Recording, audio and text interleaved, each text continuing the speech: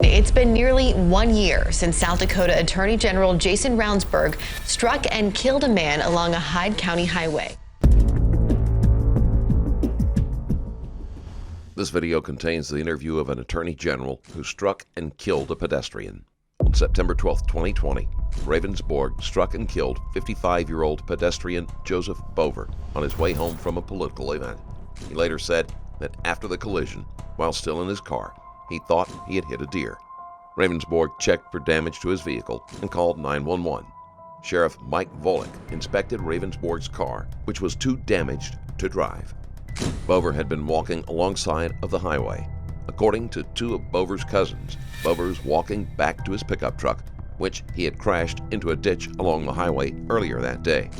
Investigators from North Dakota were set to investigate the crash because of the conflict of interest created by the fact that South Dakota's Public Safety Department reports to the Attorney General.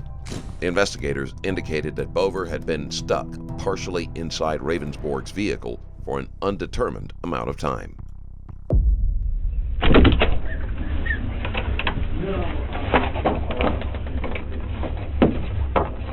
I never even noticed that. I didn't either. Where would you like me? You can grab a juice over there.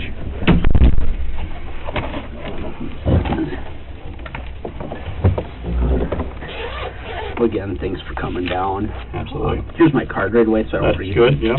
give it to you. I am the case agent for the Bureau in North Dakota, and our needs the supervisory special agents out here helping with it. So Assume you're similarly set up to us, yes? Okay. Yeah. We are. I'm talking to Dave and everything. Okay. All right. Well, we're out here trying to help piece this all together, and so we just want to get your take on what happened, what your recollection is. Yep.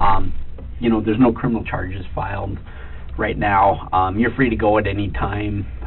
Any questions that we ask, if you don't want to answer any of them, just let us know. Like I said, you are free to leave. At any point, if you decide you want to leave, just let us know you're done, and you can either walk out or we'll escort you out, however you want to do that. If at any point you decide that you don't want to talk anymore, we'll just end the interview, okay? So let me just get some basic information. So it's Jason, right? Jason. How do you spell your last name, and how do you say your last name? That's always the trick. Ravnsborg.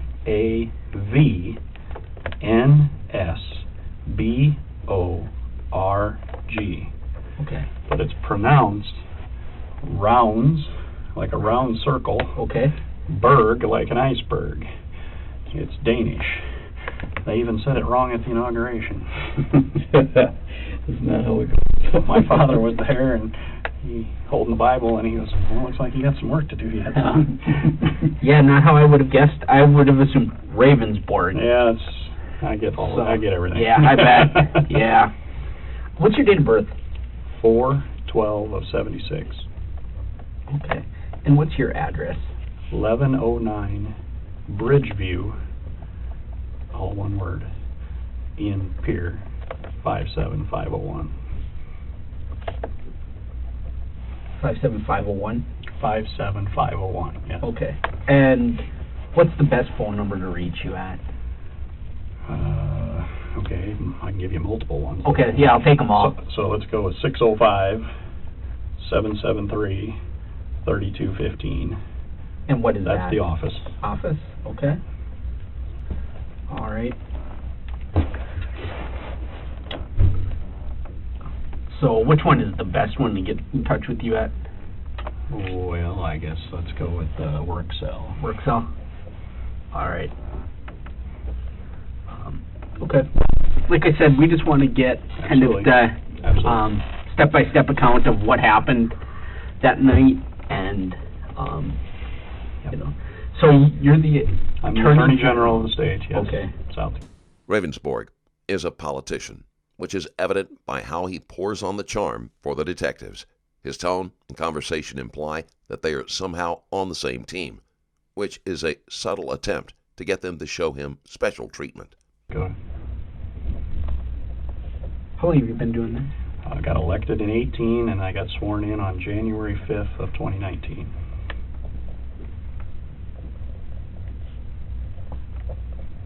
January what did you say? January 5th 5th. of 2019. Okay. All right. And your office is here in Pierre? The main office is here in Pierre. We have Okay. satellite offices, but the main office is here, Okay. All right. So, which is up at the Mickelson Center. okay. Where DCI is on second Yep. floor and we're Okay. on first floor. Okay. Yeah. He pointed out that building to me yesterday. I had never seen it before. Public safety building, is that what they call it? The Mickelson, well, we call it the Mickelson Building. We had Okay. a governor that got killed in a plane crash, and we named it after him. Oh, okay. Yeah. Okay. All right. Mickelson, I believe. It's a pretty famous South Dakota name. The grandfather and father both were governors then. Okay. Wow. And then the most recent one was the speaker. So, this happened on Saturday night, which would have been the 12th. Yes, So it happened September 12th. correct. So, kind of take me through that evening leading up to that. Where were you at? Okay, so I was in Redfield, South Dakota, at a place called Roosters, and then that was at the Spink County Lincoln Day dinner. These are usually dinners held in the spring, but because of COVID have been largely moved to the fall, and they are county party functions, and I guess it's a Republican function. Okay. A political function. And Senator Rounds was there, and he was the keynote speaker. At the Lincoln Day dinner? At the Lincoln Day dinner. Okay. And that's U.S. Senator Rounds. You know. Okay. And then I spoke at the event, Okay. and a guy named Larry Nielsen is the chair of the party there. Uh-huh. In anticipation of a meeting, I did reach out to him and ask if I could have the guest list of who was there, and he has provided that, and I can give you that. Oh, okay. Of everybody that was there. Sure. Okay. I also have, I guess I would say that I also got the waitress's name, so that I've never met her before that night, but I Okay. got her name just to show that I did not drink alcohol that night. So how these events usually work is they have like a silent auction. It's the party faithful come in. There's some speeches throughout the night. There's approximately 30 people there. I didn't count. Okay. Per se, 20, 30 people. And I had pictures with people. Being a statewide official, I had pictures taken with people, and I have pictures of me on the stage. I took pictures of other legislators and Senator Rounds and other people. I have those pictures of Okay. the event. We had a lot of just you eat a meal, which I had a steak and a baked potato, and I had one Coca-Cola, regular Coca-Cola, and that's all I had to drink. Ravnsborg emphasizes that he didn't have any alcohol that night and goes so far as to have the name of the waitress ready for confirmation. However, at such events, there is usually an opportunity to drink during the socializing, and one waitress would not have been able to keep track of him the entire night. If you haven't yet, check out my Patreon page for both exclusive and ad-free videos, like this one, The Interrogation of Tasha Thomas. This case will give you a glimpse at what happens when good people get tangled in horrible events. Watch that and many more at patreon.com/strangerstoriesplus. What time of day does it start? So it starts at approximately 5 o'clock. I think I arrived around 4:45 to 5, right in there, right before it started officially. And then I want to say I left around 9:15. Okay. I don't know the exact time. Yeah, I was here at the time. Yeah, you're not setting your watch by it or anything. So you said left around 9, though, you thought? Yeah, 9-ish.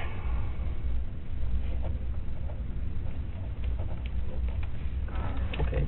So, I mean, the event happened like normal. They have auctions and speeches, like I said, and then you mingle and talk with people, interactive throughout, and that's what a normal evening is, I guess, and then concluded that part of the program, or that evening, part of the evening. Okay. If you have any other questions about that, Were you by yourself? I mean, did you attend it by yourself alone? Yes, I drove to and from the event by myself. Okay. And I guess I was driving my own personal vehicle. I was not driving a state vehicle. I thought, and this is a purely political event, Republican event. Okay. What is your personal vehicle? A 2011 Ford Taurus, and it's red in color. Okay. All right. So, so you said you were at the Spink County Lincoln Day dinner. Was that it? That's in Redfield? That's in Redfield. Okay. All right. I just wanted to make sure I was understanding. Yep. Spink's the county name. Redfield's the town name. Okay. It's like the county seat of that town. Gotcha. County. Sorry. Okay. How far is that from here, like driving time-wise? Approximately 2 hours. Okay.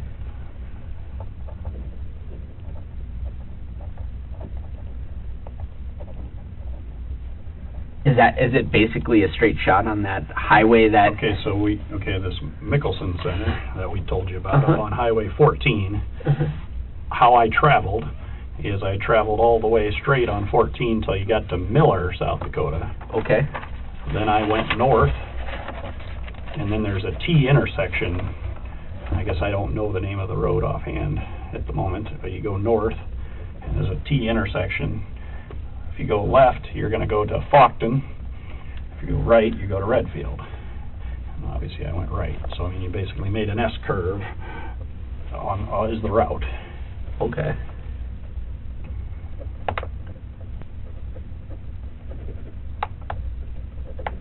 And then on your way home... Same route. Same route, just... Okay. In reverse, yeah. Okay. Yep. All right. So, you left around 9. Did you make any stops? I did not make any stops, no. Okay. All right. Until the incident. Right. Okay. So, you're driving, and kind of tell me about what happened then. I left the event, and I'm heading west on that initial road. I called my father. Okay. His name is Richard Ravnsborg. Obviously, same last spelling. Right. I mean, I can spell it again to make it easy. But, my mother passed away 3 years ago unexpectedly, so I try to call my father every night. And so okay. I called him. My phone shows that I called him for 23 minutes, apparently. Okay.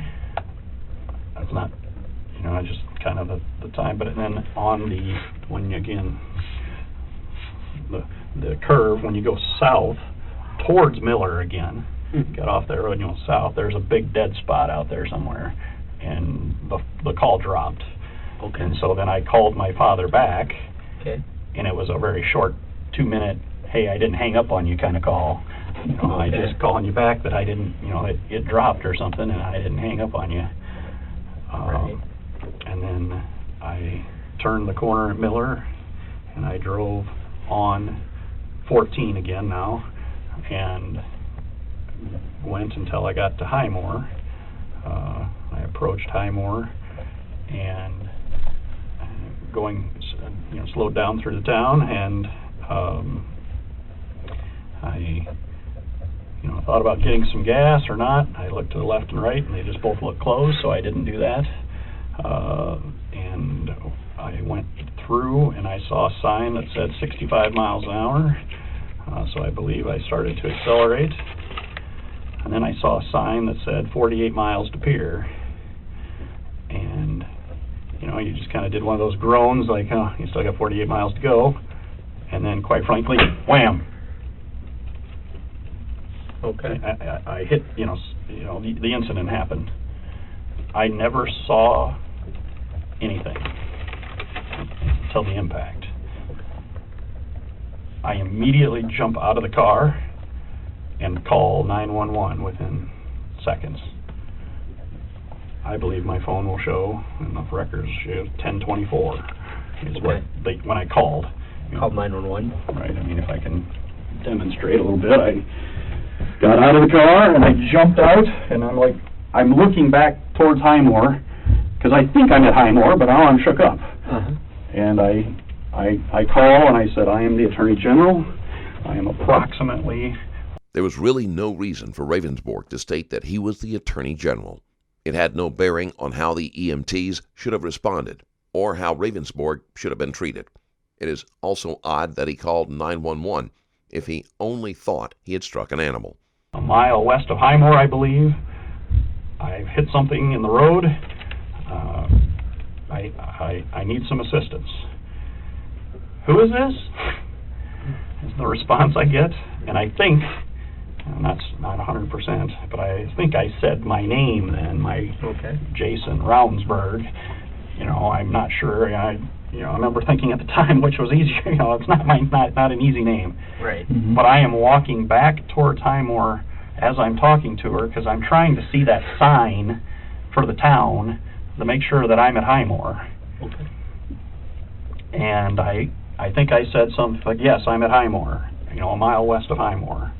And she said, the sheriff, something to the effect, the sheriff is the only one on duty and he'll be out soon. And I said, that'd be fine. I hang up the phone and I put it on the light, like it's got a flashlight feature, and I start to look at the highway and I look at the road ditch to see if I can see anything that I hit, because I'm thinking it's a deer at this point, but I did not see anything. You know, I didn't have a time to swerve or accelerate or decelerate or anything. I didn't see anything. And I then go to the front of my vehicle and I snap one picture of the vehicle, and I'm willing to give you that, obviously, too. Then the sheriff pulled up. So I stopped taking any other pictures because he stopped, so it just interrupted me. And I said, and so that's Sheriff Volek, V-O-L-E-K, I believe is his name. And I said, he said, well, what happened? And I said, well, I believe I got hit by a deer and it was in the middle of the road. I don't know. And he commented, and I shook. I mean, he looked at it. I mean, he's looking at my vehicle, and he said something to the effect of, well, at least it didn't knock out your side window, because it did not break the passenger window. And I'm looking at it, and I did not observe any blood or fur or anything. You know, no damage. You know, any effects, and I didn't see anything on the ground of any liquids, I guess. I don't know how to say that. But again, I did see, like I said, my debris was on the shoulder, and I believe I was on the road the whole time.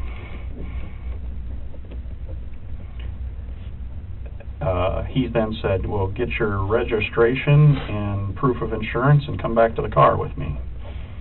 So I get in my car and I do that. I get those things and I take those items back to the car, and he fills out, I guess I didn't bring that with me, I can show you that too, but he gave me a red tag, which basically means that you have, and it says on there, you've reported the accident to law enforcement immediately and complied with the law, basically.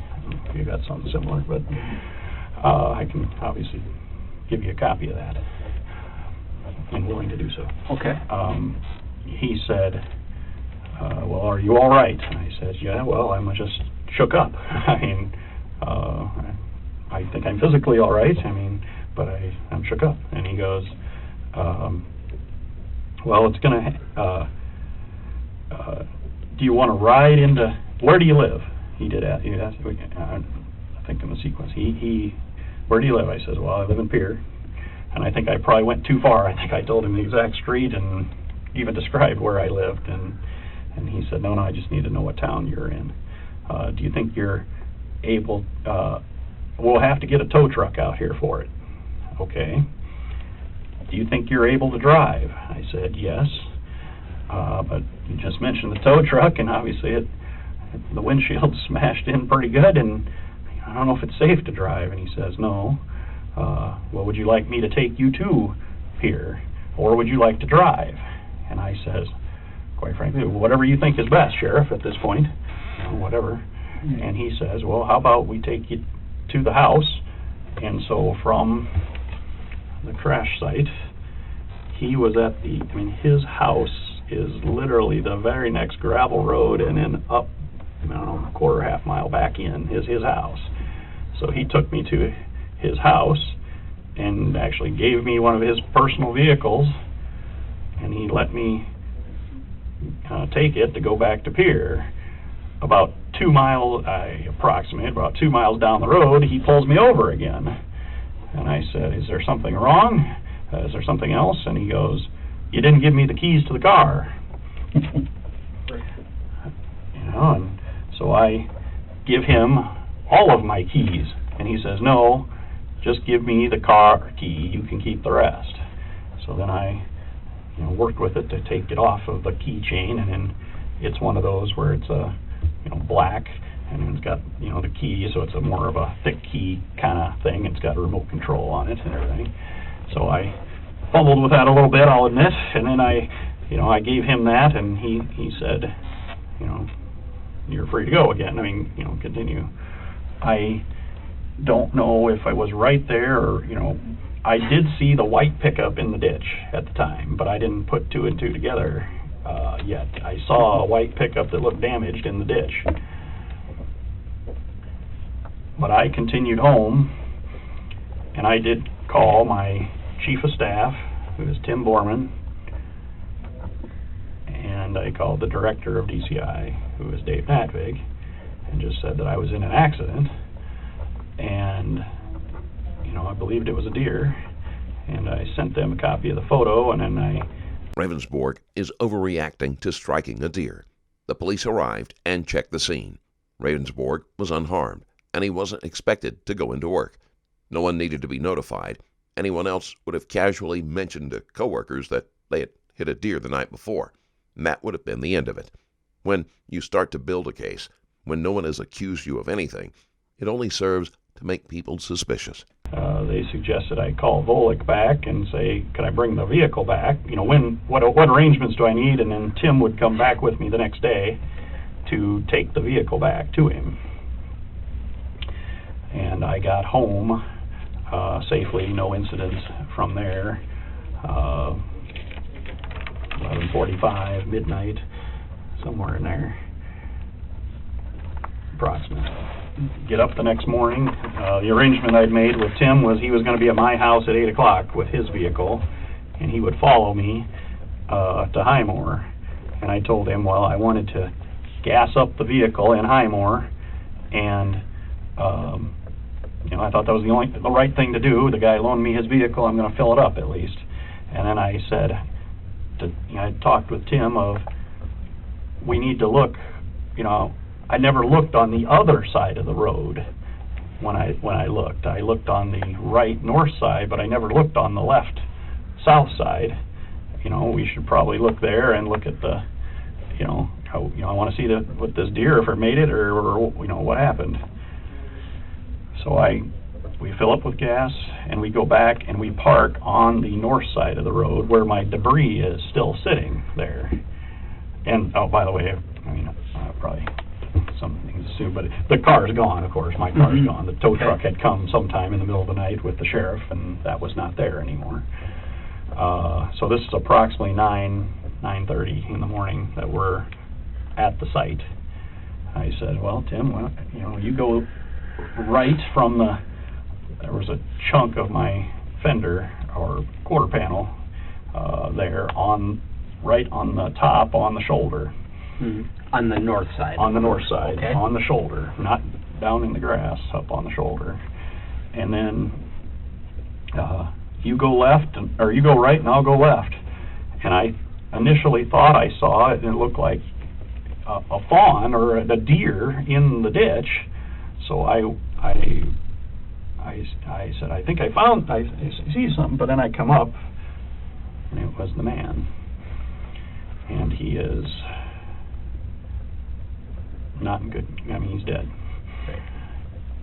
And so I, quite frankly, stammered, Tim, something to that effect, and trying to just get his attention to have him come up.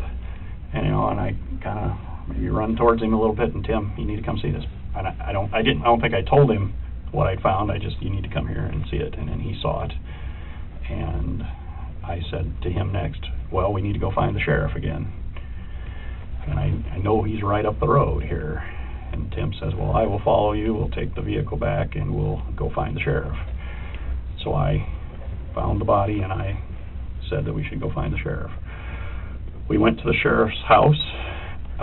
He come out to greet us and he said, good morning. And I said, I don't say morning, but you need to come see this. And I found a body. And he said, you're shitting me, or no shit, something to that effect. And I said, I am not, I need you to come see this.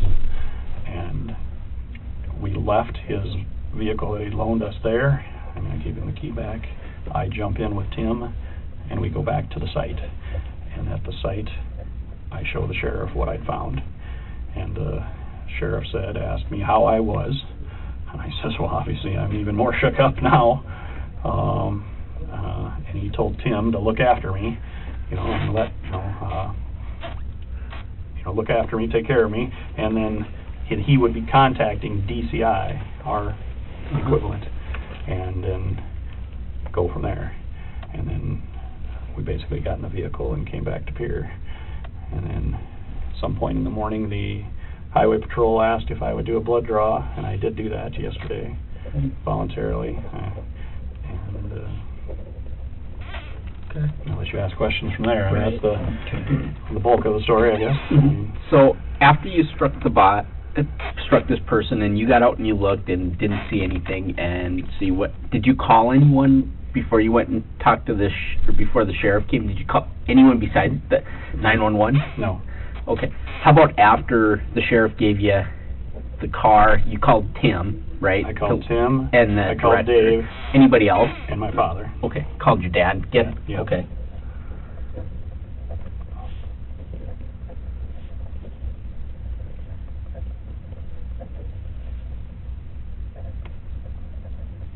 And the sheriff, I called the sheriff back. I think I told you that, but I called the sheriff on the way home. I called the sheriff back and said, I'd like to bring the vehicle back. Right.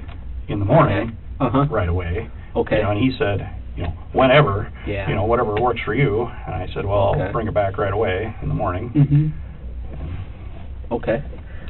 What cell phone did you make these calls on? Do you remember? Do you usually carry both cells with you? Yes. Okay.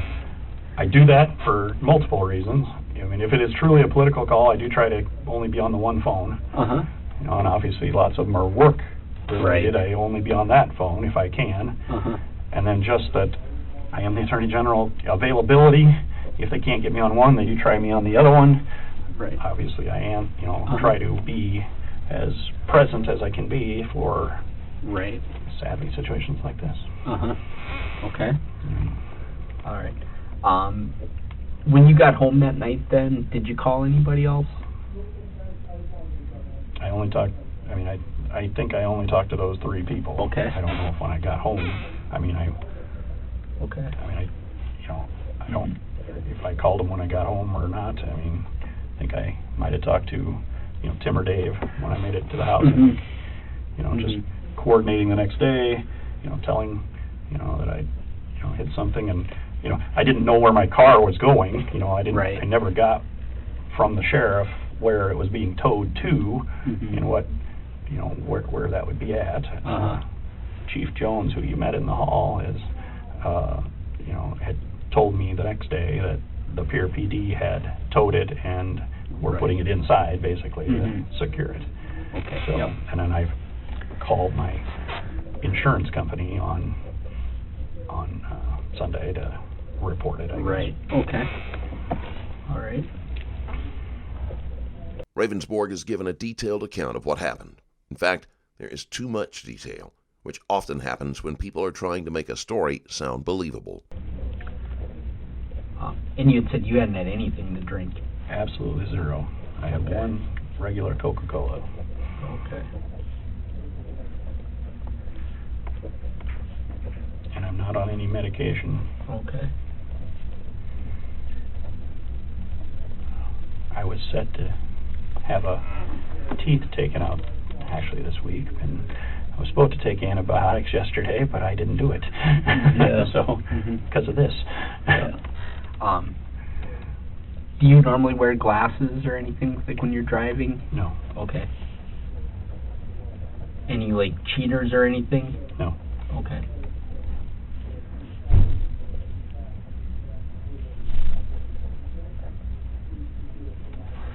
We found a pair of broken glasses in your vehicle, but they weren't sunglasses. They almost looked like cheaters of some sort. They were like a black framed glass.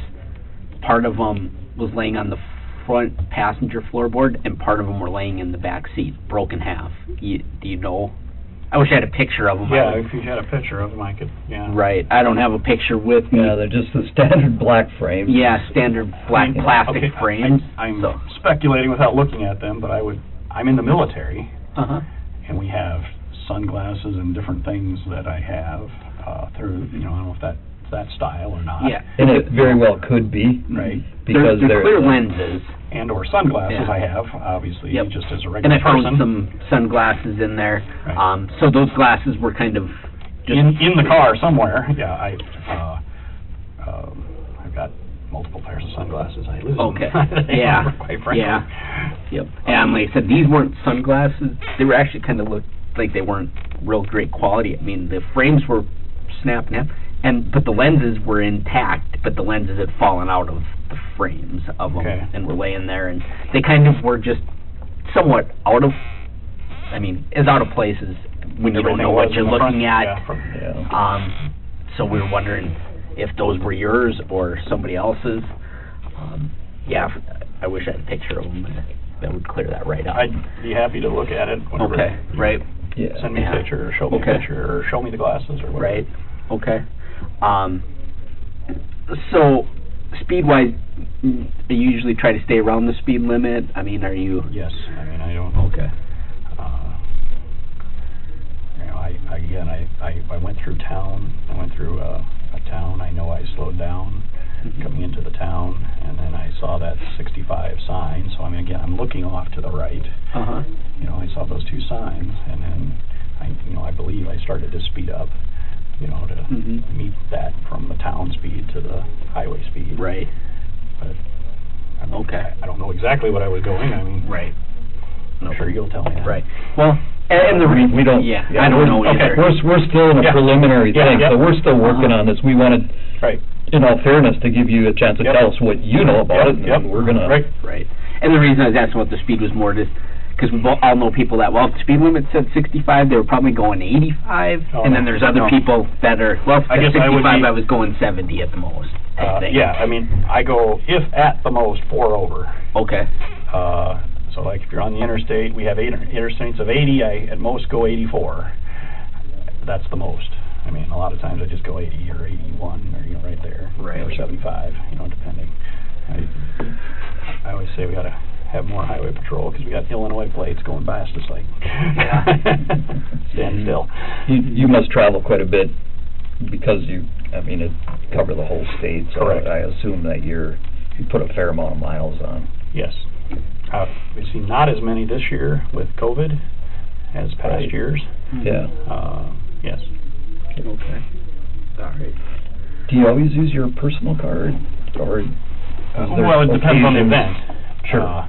Obviously, if I'm going to purely a work event, I'll take a state vehicle.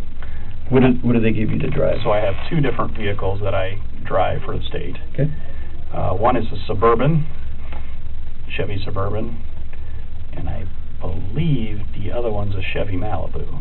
I've only recently used that one, and not very much. It's kind of somebody who's using the Suburban. It hauls stuff around from, like, my consumer protection department and stuff, and had the fares, and I had to use the car a little bit. Those are the 2 state vehicles that I have access to or use, I guess. Okay. But so since this was more of a political event, I thought this was a purely down and back, all political event. I used my personal car. Okay. Depending on the charges, whether or not he used his private car or a government issue vehicle needed to be determined. Operating government property while intoxicated would have gotten Ravnsborg in even more trouble. All right.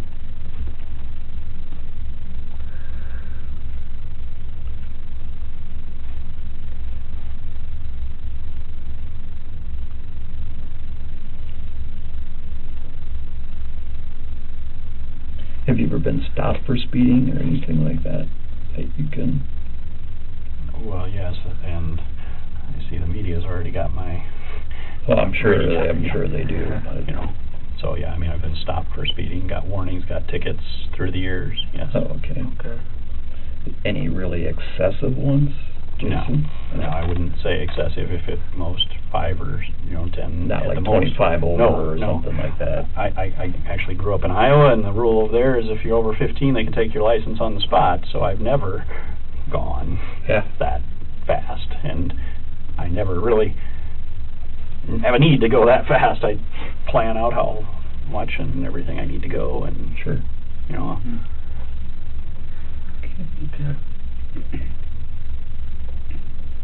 So when you were at this event, did you have both your phones with then too, so that yes, everybody that you're familiar, I mean, the workers, I'm assuming it's like the agencies can get a hold of you on that phone, and then would you like call your dad on the other phone, or it might blend together? Right. I mean, so one is AT&T and one is Verizon, so that's the other thing. Sure. So there's just dead spots with both in the state, and sometimes they do blend, but it's because I can't get you on the other phone, or I'm talking to Director Natvig and it drops and I can't get him back on that phone. I will use the other phone. Sure. To Right. Continue the conversation. Okay. So I'm assuming you're like most, you carry them with you all the time, kind of thing. And yeah.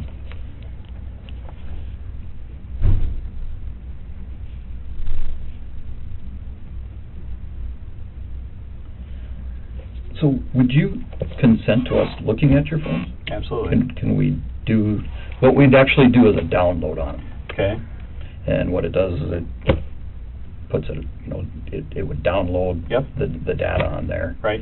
And, I would ask you one question. How long does that take? I am still the Attorney General. And yes, and I knew that was going to be a concern. So I've been answering lots of, not just about this situation, business still goes on, and I've been answering questions and dealing with things. Yes. Sure. And I'm very happy to comply. I just want to... I think what we'd like to do is if we could take one and start that and do that, and then do the other one. Okay. But like always, we'd have to have you sign a consent. Yes, absolutely. I mean, I'm fully complying with that. Yep. Yeah. So. The other question we had was about doing the test skid. Yeah. They explained that to him a little bit more. Would you be willing to let us take the car back out there and kind of go down the road at the same time, or the same area, and do a test skid? Okay, I don't know what that last word was. Test skid. Skid? Skid. Okay. Yes. So, did your car skid at all when you? As the best that I recollect, I'm driving along in the drive lane, and wham! And then I react, and I might have hit the brake then. I did, work myself to the shoulder then. Sure. I don't know if I slammed on the brakes. Sure. It was more the jolt of it, than trying to just control the car to get off the shoulder. Sure. But yes, and I would consent. Yes. That's something that we want to just, we want to double. Quite honestly, we're not leaving anything unturned. I understand that. And And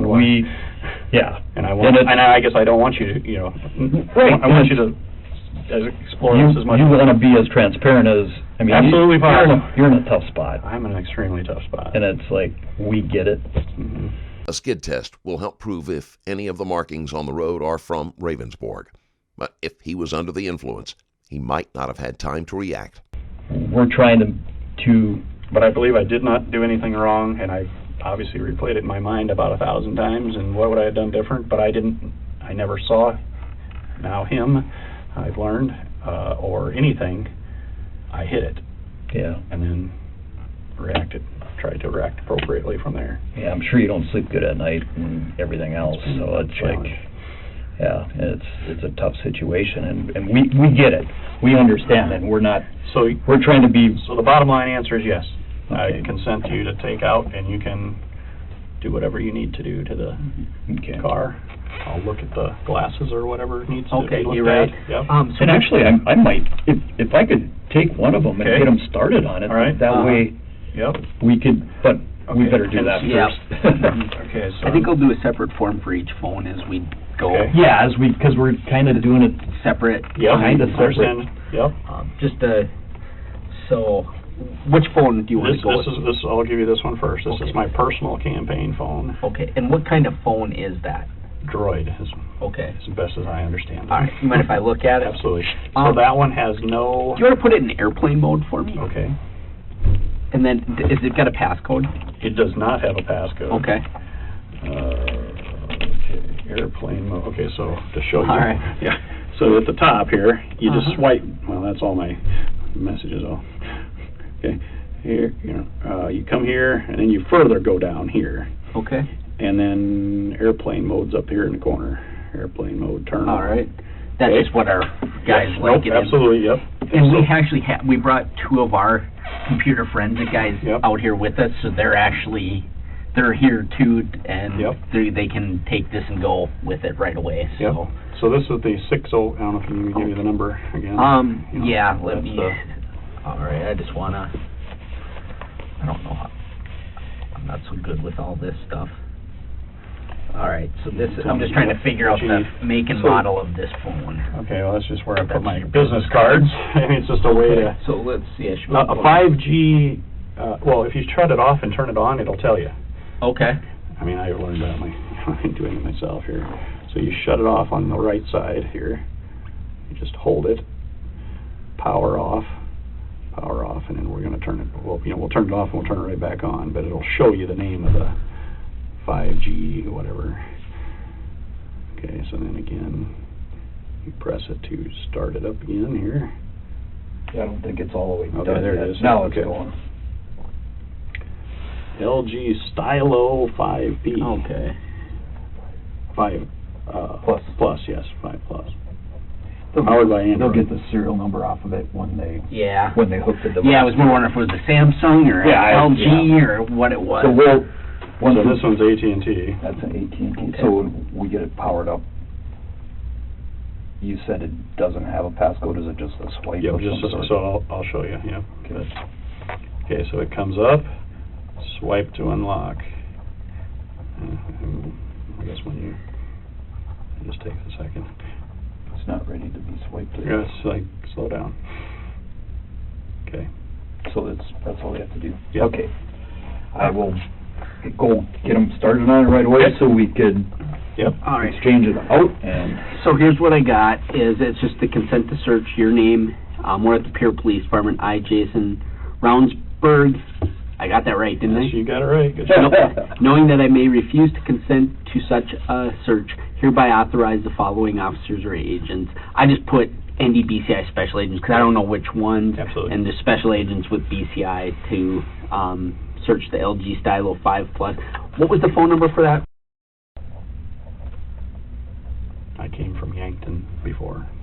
Okay. Search for LG Stylo 5 Plus with phone number that. Yep. So this written permission is being given by me to the above-named officers and or agents voluntarily and without threats or promises of any kind. So what I need you to do is sign it right there. And at any time, with either of these phones, you have mine and... Do I need to date it? I'll take care of that. Okay. You have mine and Arnie's phone numbers. Yep. If you call us and tell us stop searching, we will terminate that search immediately. Searching Ravnsborg's phone will be helpful in determining if he was truthful about his location and the phone calls he made. It will also give them a more exact time frame. Understood.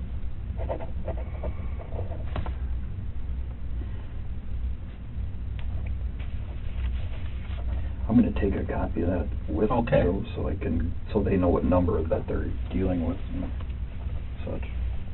Arnie, I'll have you sign there too as a witness.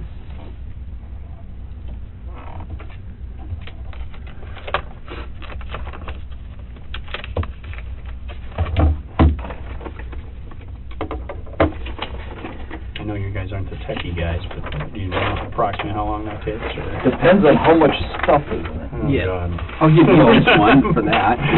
Right.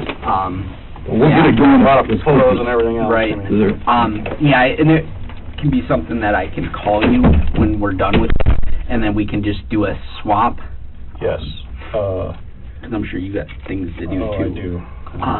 So, But for example, like, that is the photo, and I'm willing to give you. okay. That's the photo I took at night. Uh-huh. The night it happened. Right. How do I okay. get that, or just when you take the phone, you'll get that? They'll get that. They'll Okay, take it. but I'm just telling you. Yep. Okay. And you'll see, I mean, I guess I would show you that that's me speaking that night, Okay. and then obviously various legislators.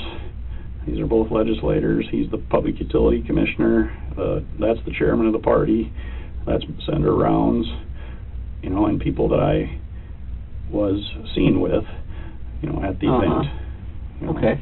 So, I mean, you can Great. call them people that I was at the event with, and Okay. And you said you had a list I of... have a list. Yeah. Okay, Is there and an then- email, or can I? Yeah, it's, I send it to your email. Okay. Yeah, just send it I to my will email forward right you there. the list of Yep. people, and I also have the waitress's name, like I Okay, said. yeah, so if you could send me... I don't have any contact information, but she's at that restaurant. Right, and you yeah. can easily find her Yep, if you need should to. be easy to find her. So if we end up deciding we want to just speak with Tim, since he had went out there with... Yes. Is he... Yes, he he fully can make cooperates also. himself available to us. Do you have his So, contact let's info? give it to you here. I'm going to look it up. It's Tim Borman? Yeah, Bormann. Okay. He's my chief of staff. Okay. I'll give you his official title and everything. Okay. And his phone number is... Now, Dad is low-tech. Right. That's a landline home phone. Okay. So it'd be... I call him at 10:15 every night, or Right. or this night I called him a little ahead of time. Uh-huh. And that he works at a manufacturing company, and he's a farmer. Right. So he works until dark, and then he comes in. Comes so in. I mean, I can either help you arrange it, but I would, Okay. or Where do you live at? Quimby, Iowa. Quimby. Okay. Quimby. It is approximately 100 miles from Yankton. Okay. Into Iowa. I mean, 100 total So 100 miles east. of Yankton-ish. Okay. And, I mean, I can arrange a time, but I mean, I would, Okay. otherwise I would suggest you call him if you want to talk with him at 9 o'clock or later Okay. in the evening. Right. Okay. You know, That'll work. I mean, Yeah. He will Right. be in from the house, in from chores and outside activities and talk Okay. to you. Do you know his address? Okay. All right. So yeah, I think for the reconstruction part, they wanted, which is not in my wheelhouse at all. We don't do that that's trooper stuff. They want to do some sort of skid. That's why I said, well, here he can explain it because they talked to him about it. They might, I don't know if they'll do that today or not. We processed the vehicle today. They had obtained a search warrant to do it. Just Okay. Processed it. Just took any little bit of evidence that could have found. Other than that, I'm guessing the car will stay in This car will stay in. the custody of law enforcement until this is all resolved, and we know how something like this can go. And When can I get personal possessions back? I mean, what are you looking to get out of it? Nothing. Okay, I mean, I just want to make sure. Make sure that if there is something in there Right, you yeah. need. I mean, there's Okay. Let me talk to little them. We'll stuff. see what we can arrange. Nothing. It's pretty clean, and I mean, I know there's stuff in the trunk, like an emergency kit and stuff. Right. I mean, Yeah. nothing's pressing, I guess. I mean, Right. I grabbed my chargers for my cell phone, and that's about it. I mean, I didn't grab much out of there. I mean, Yeah. I think the remote control to your garage door to get in the house. Right. I'm going to call Arnie and see if he can snap a photo of those eyeglasses. Yep, and then, absolutely. Yep. The detective is still interested in the glasses. Many people are aware that there are legal consequences to texting while driving, but the same also applies to people who have been prescribed glasses for driving. If you can just text it to me, and then I can show you that right away. And it was just kind of the one thing in there that was a little out of place. And it wasn't even terribly out of place either. I had a little cold. I don't have COVID. Good. That'd be the kicker. Yeah. I wouldn't be in here with you if I did.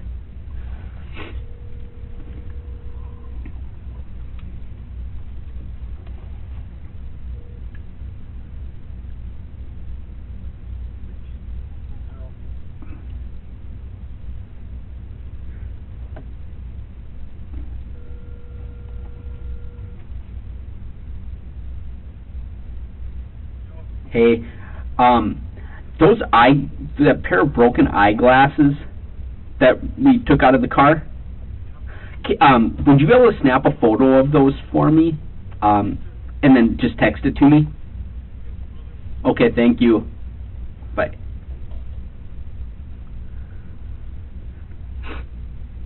Probably better to have that guy do it anyways, because he was helping with that. So, do you have any questions of us at this point? Not really. Yeah, just kind of one of those. I know how it goes. Yeah, it's a process right now, and these are the reports that come through there. Yeah. So, Drossie's gonna snap a photo of those eyeglasses and text it to me. So. Okay, good. Good, and then we can figure out what those are. Yeah. He's also wondering about getting some personal items out of that vehicle. I don't see why we couldn't. I didn't see why we couldn't either. Nothing's pressing, as I told him. I just... Yeah. Well, I know you have a tie, or your red tie that you're wearing. I do, when I saw your photo, I'm like, oh, well, there's the red tie he was wearing. Well, typically I take off, I get to the car and I do take off the tie. I don't blame you. What kind of stuff is it? Is it... Well, I mean, there's some CDs and such. Oh, okay. We could get some CD books or something in there. Right. Yeah. I listen to those sometimes, but I was not listening to those when this happened. The ones, quite frankly, are boring. I didn't like them, so I started it on the way over, and they just weren't interesting to me, so I didn't continue with those. Sure. And then in the back, in the trunk, as I told him, there's like an emergency kit and different things that are standard and stuff. I mean, nothing, there's some campaign stuff in the back seat, I think, just... yeah, we'll make sure we get all that stuff. And right. They're still doing some stuff with it, so once we're done with doing that kind of stuff, we'll get you whatever you need. Right. Do you remember what you were listening to? Is that I thought I had turned the radio off. Okay. Actually. But I don't know that 100%, so I just,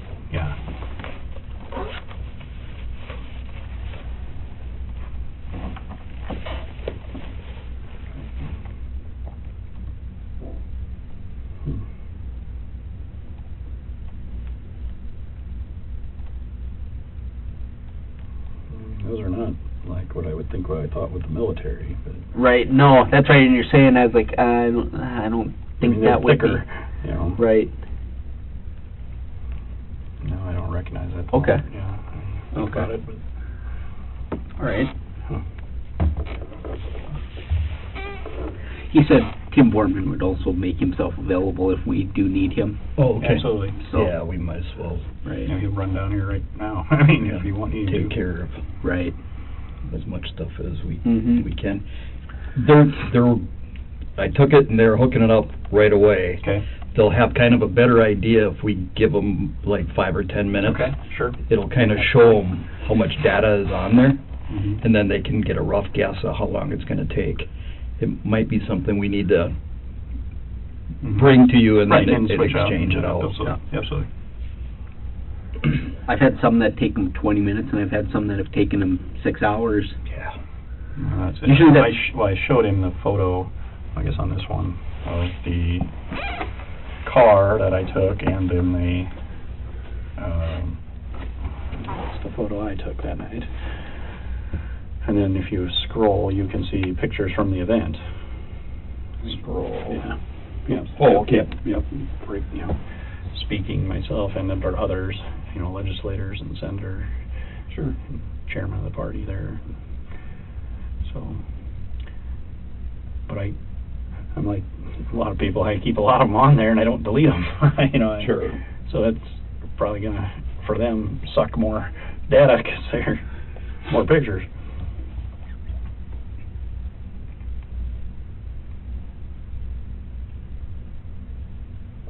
Ravnsborg is uncomfortable when he isn't filling the silence.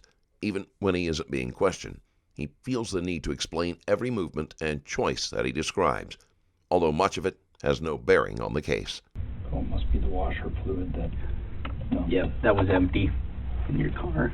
That was the only fluid that we saw that looked like it had probably leaked out.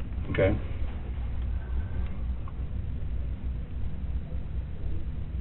Like I said, I didn't see anything, you know. Mm-hmm. Because I guess I would say I've hit a couple different deer through the year campaigning. And Then you're on the road that much, I'm guessing that frequently.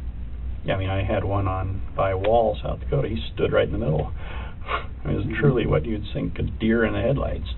You know, I tried to get over and I clipped him, you know, still. But this one I never saw anything.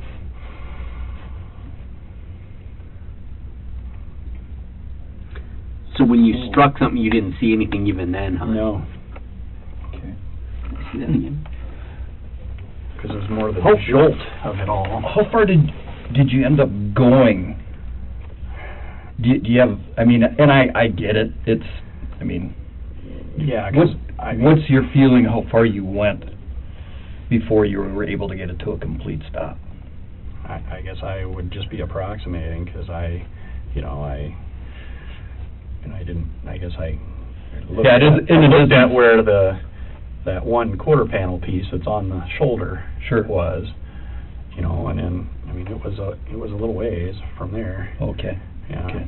I mean it's hard to approximate. Yeah, it's And then not scientific. and We're just trying to.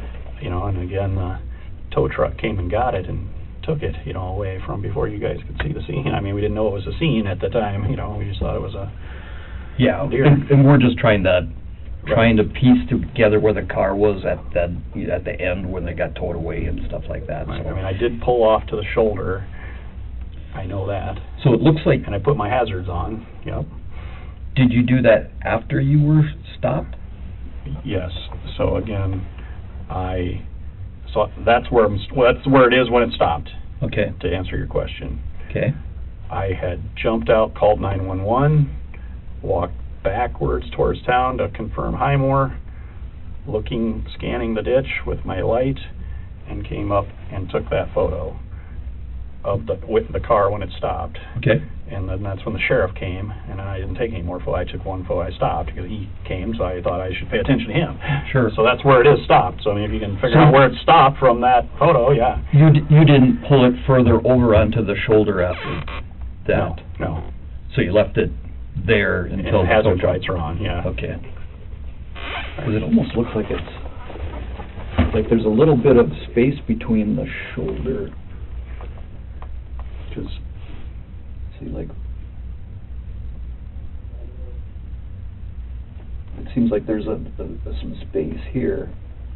Were you partially in the driving lane when you were stopped? I mean, are you saying my the tires? Part of your car out in the driving lane? I think so. Yes, Oh, okay. I think so. Because it appears from that picture that it probably is. Mm-hmm. I know. I think so. I mean, I can't say so, but I think so. And then I just immediately put the flashers on. Yeah, I mean, That's when I got. This is where it is when I got it pulled over. okay. Do we have Absolutely.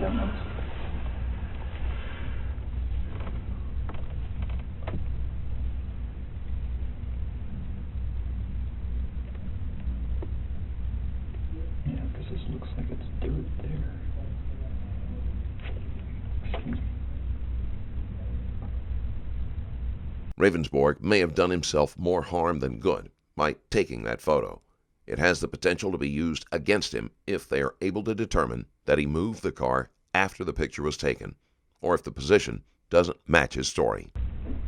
I know I was on the road, and I mean, you said, those pieces were on the shoulder, but not in the ditch that I found, especially that big piece. And that's what the next morning when we came back, that was still there, you know.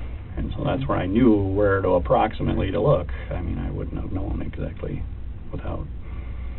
Mm-hmm.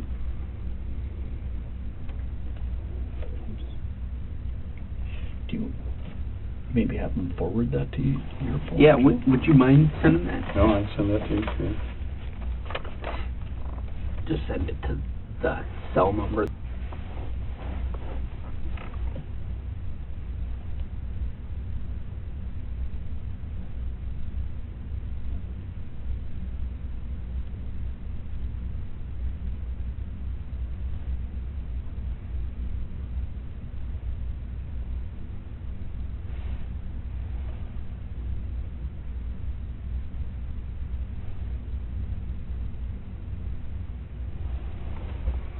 Okay, I'll do this normally from my phone here. I'm just kind of how I attach a photo down here to from this email.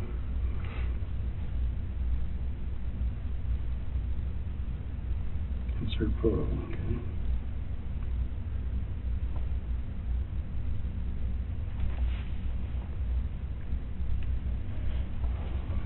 Okay. Should be coming through.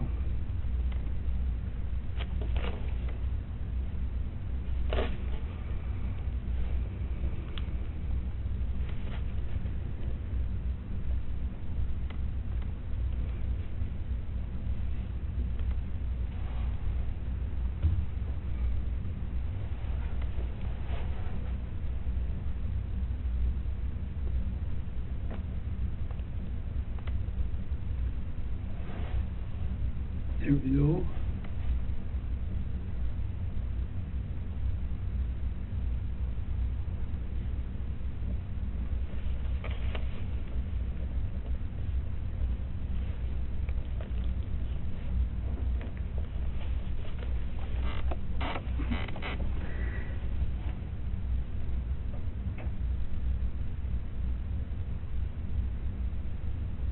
All right. Thank you. Yep.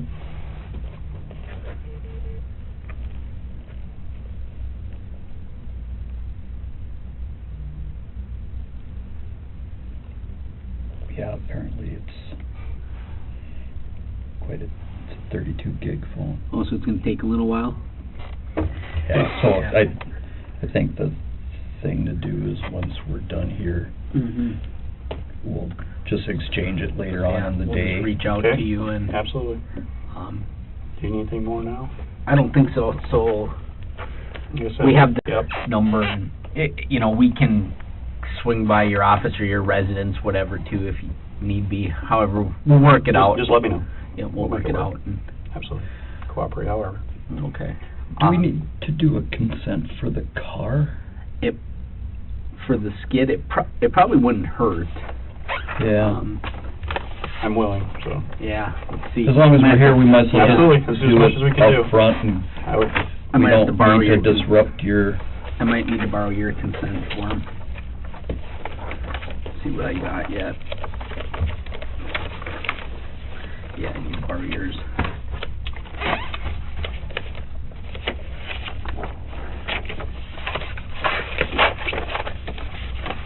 Yeah, I got it.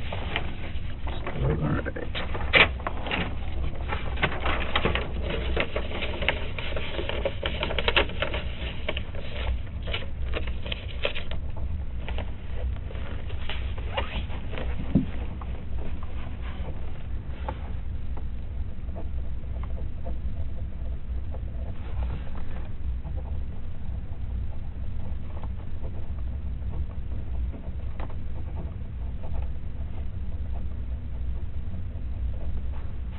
The highway patrol is the one that's going to be doing that for us, Okay. because Right. They have the you skill know set. that we don't have that kind of stuff. Right, yeah.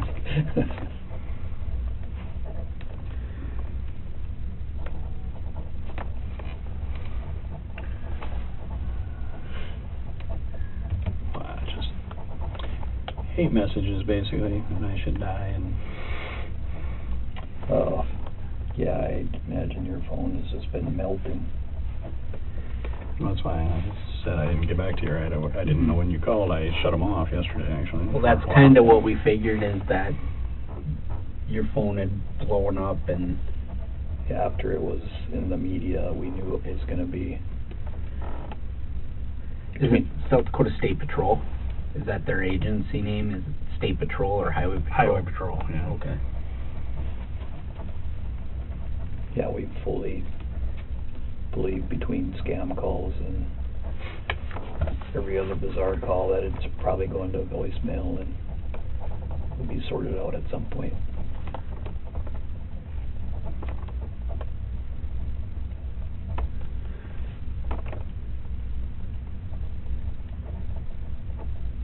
So that vehicle's registered to you? Yes.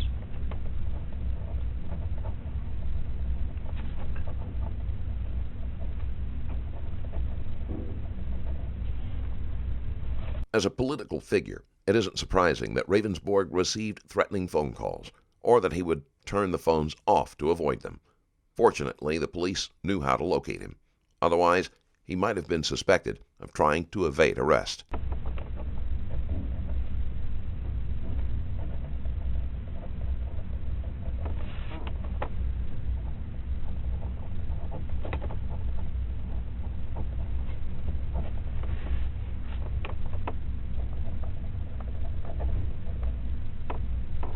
All right, so this one, same thing again.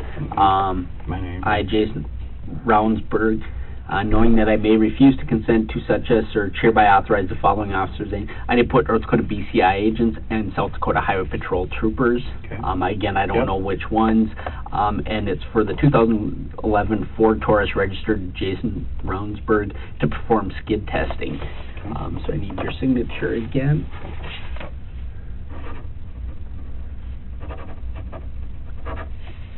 All right.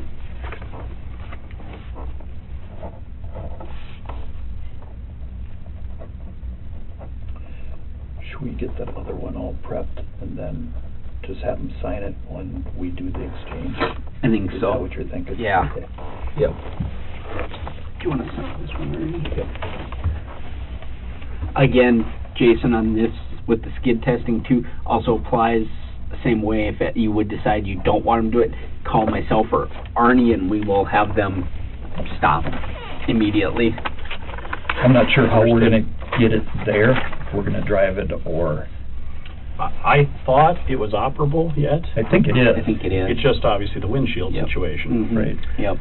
Because I do know they weren't able to, the shop that it's in, they had to drive it in there. Oh, okay. They, Yeah, well, and, I mean, there's that one little piece of metal that might need Yeah. to be bent out a little bit, but it's, Right. we're not going to do... Make sure the tire doesn't Right. get popped, right? yeah. Yeah. Do you have anything else in there? I don't think anything else right now. I think That's your card. That should be it. Yep, you have our Yeah. cards. Like I said, I'll just remind you again, on either of the searches, if you change your mind, call one of us immediately and we will I understand. stop All those right. searches. Thanks, Okay. John. And if we just call Thank you, Tim sir. Borman, Call Tim. He'll come comply as soon as he can. Okay, Obviously, perfect. he's dealing with the media storm. yeah, yep. Do we have Tim's? I do have gave Tim's him number. number. Yep. Okay, perfect. Well, thank you, sir. Thank you very much. I appreciate your time. Speaking of COVID, since I seen you last, my chief of staff's daughter got it. Oh, no. So my chief of Okay. staff, Tim, that you talked to, is at home. And then Dave, the director, got it confirmed yesterday. So Oh, he's my. home. So like today, we had our DCI annual meeting actually over virtual instead of Oh, man. bringing everybody in. So. Yeah, we had to cancel ours, too. It was Mhm. kind of a crazy deal, but Right. not much you can do. I mean, it's just too sketchy there. Ravnsborg has been brought in for another round of questioning.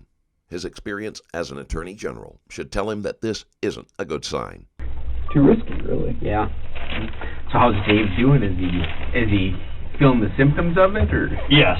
He said well, they tested him, and then he didn't, they had to cancel the test or something, and then they had to test him again, and then, he said he had like every symptom that they could have, or 40 out of the 43 here. Yuck. Because you're hearing about half the people don't have any symptoms. Well, and then, I don't know when you guys, in relation to, they closed the schools here. Oh, did they? Yeah, so Okay. the high school, Mm-hmm. here and Fort Pierre both. Okay. Really? Yeah, we're still in like a hybrid system where like A through K go Monday and Wednesday and Friday, and then the next week go Tuesday, Thursday, and the other half go. So, yeah, I don't know. I'm kind of waiting for it though, because our numbers in at least Burley and Morton are, I think today we had 85 in Burley and I think 45 in Morton, and Burley, Morton, got Mandan and Bismarck. It's kind of like Fort Pierre and Pierre. Okay. The river is the only thing that separates the two. I guess I'm not as good with North Dakota geography, so where is Burley and Morton then? Burley is Bismarck, so that's kind of central, and then you have the Missouri River that comes up. Okay. And so on the east side of the Missouri is Burley, on the west side is Morton. Okay. And Got so it. if you don't know the area, you wouldn't know if you're in Burley, Morton, Bismarck, or Mandan. Right. It all just is one. Blends together. It blends Well, together.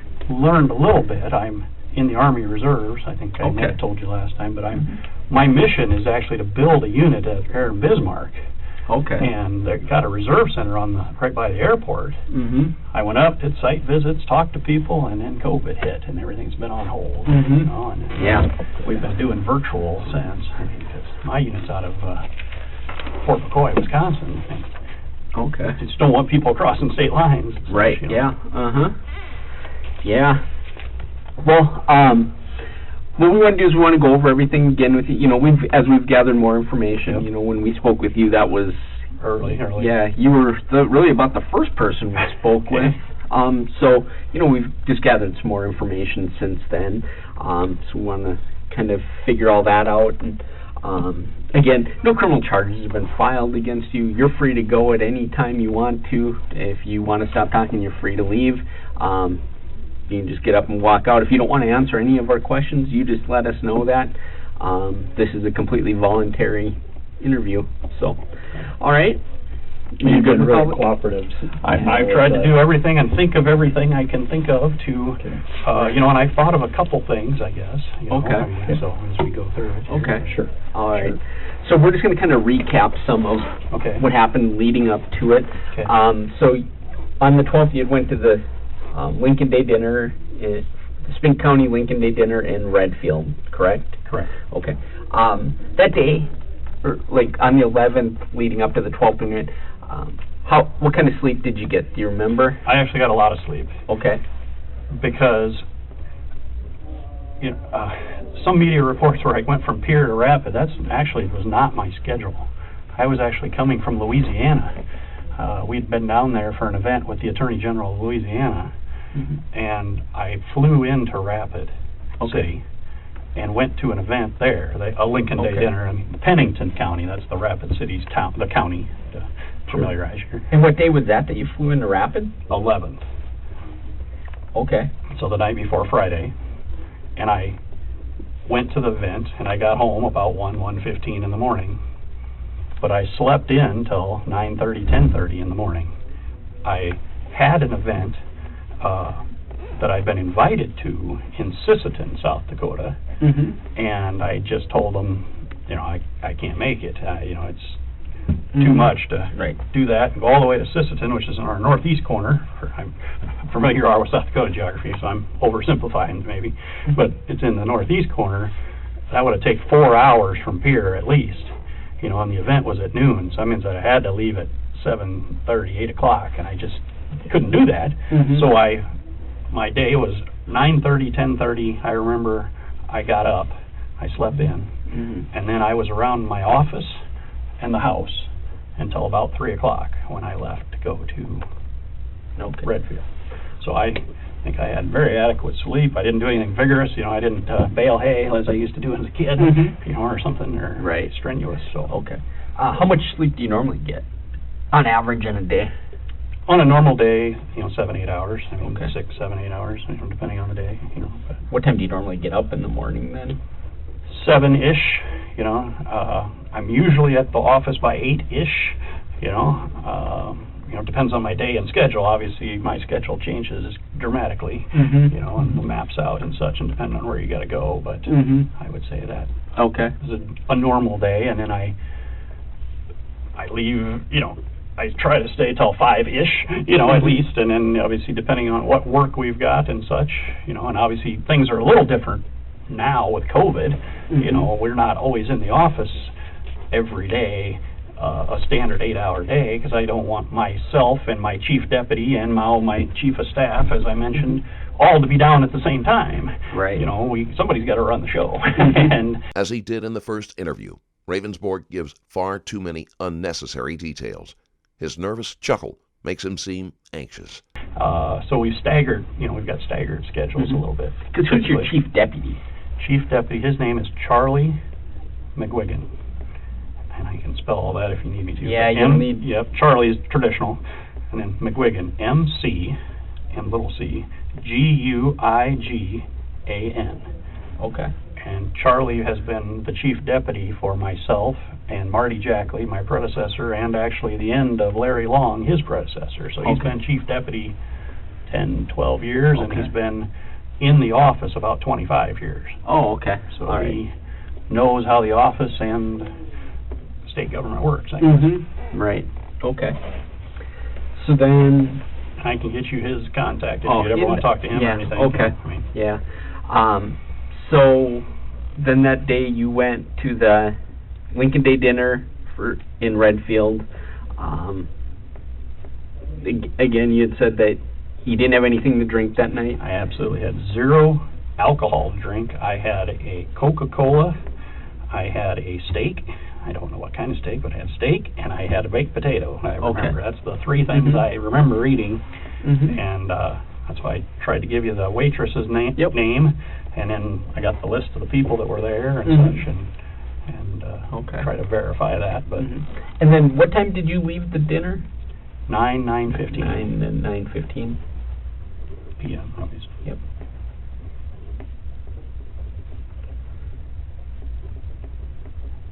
Okay. And again, what roads did you take to come back? I didn't look them up since you were here, but I can describe it yet. Again, I left out of Redfield going west until you get to what I call the Miller Corner. There's a T intersection that if you kept going straight, you'd go towards Faulkton is the town, and if you come to this corner and you go south, and you're going to go south to Miller, South Dakota, which is in Han County, and then from Miller, that's 14, which is all the way here to Pierre, and beyond, but for these purposes, it's from Miller to here. So I made an S, basically, or a... Once you left the event, did you stop anywhere else along the way? No, I believe so. No, no. Okay. Do you remember what you were you listening to the radio, or what were you? So when I left Redfield, you kind of had to snake through town because where this restaurant is. And then when I got out of town, I remember on that first leg, the Miller or the Redfield to the corner, I'd called my father. So I did not have I have Sirius radio. So I turned down the volume, but I still had it on because the Lakers were playing. I remember the Lakers were playing Houston, and you can watch the score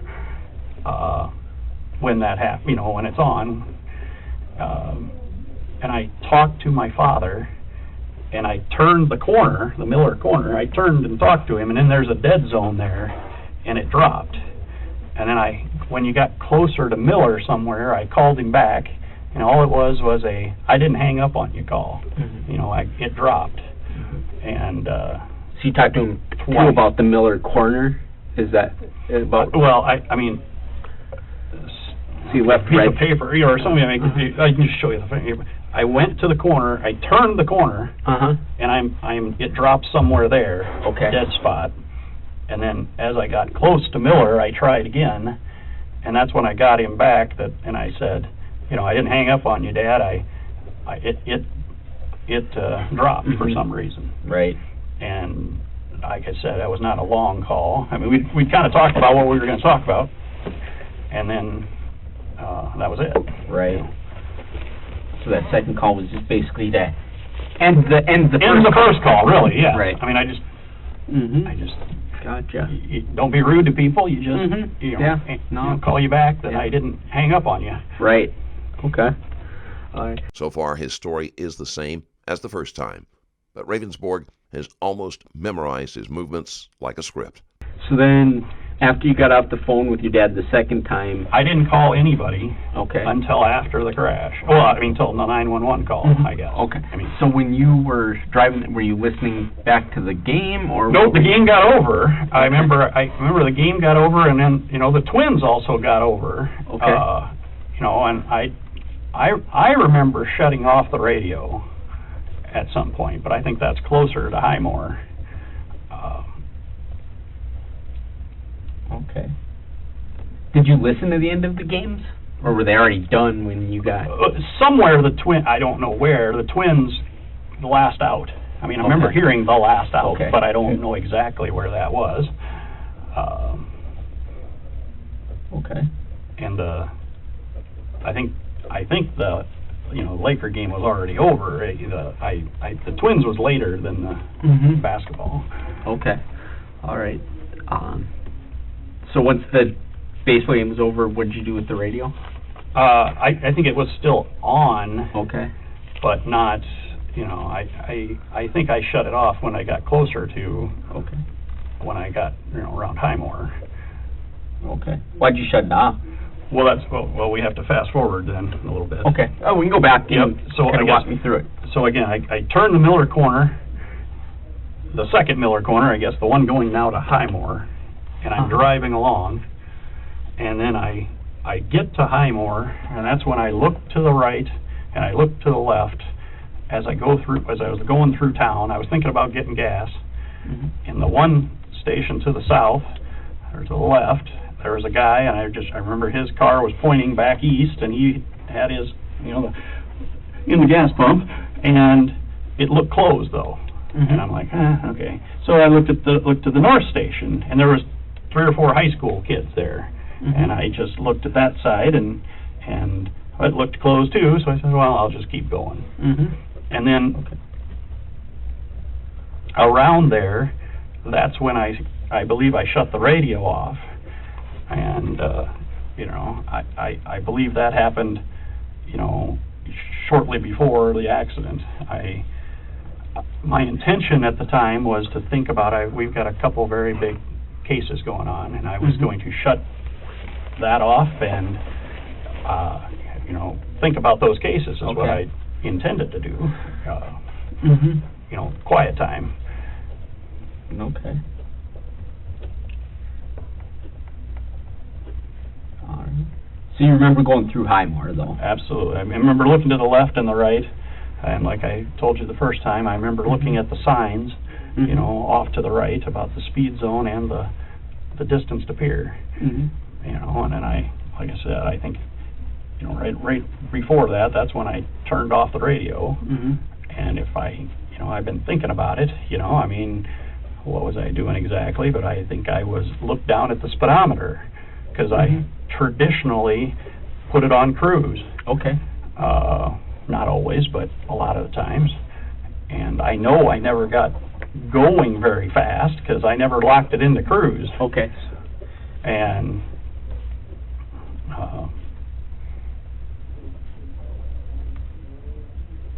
so you used the cruise control, but you know that on this case you hadn't got back into turning the cruise on. I think I had used it prior to the accident, on the other stretch possibly, but I had not used it, I had not engaged it yet. Right.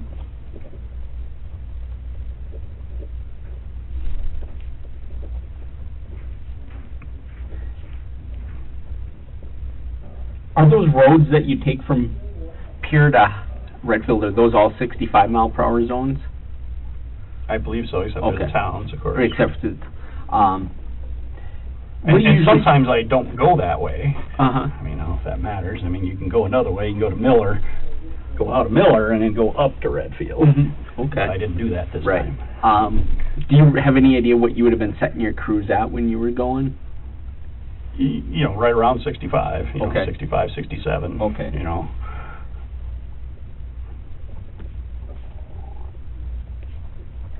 Okay. But didn't have the... Do you I remember? never go more than 4 over, Okay. ever, anywhere in the, anymore. I just lock it in. Okay. How about your high beams? Do you usually use your high beams? I had used the high beams, but I had not clicked them on yet when I'd leaving Highmore. Okay. I'd used high beams from basically to Highmore. I mean, I shut them down when we went through Miller and, of course, in Redfield. Mm-hmm. I would say I used my high beams appropriately. I used them on the road, but I did not have them up yet coming out of Highmore. So getting to Highmore, you would have had them on, turned them off when you got in the Highmore Into town, yeah. and then never turned them back on. Correct. Okay.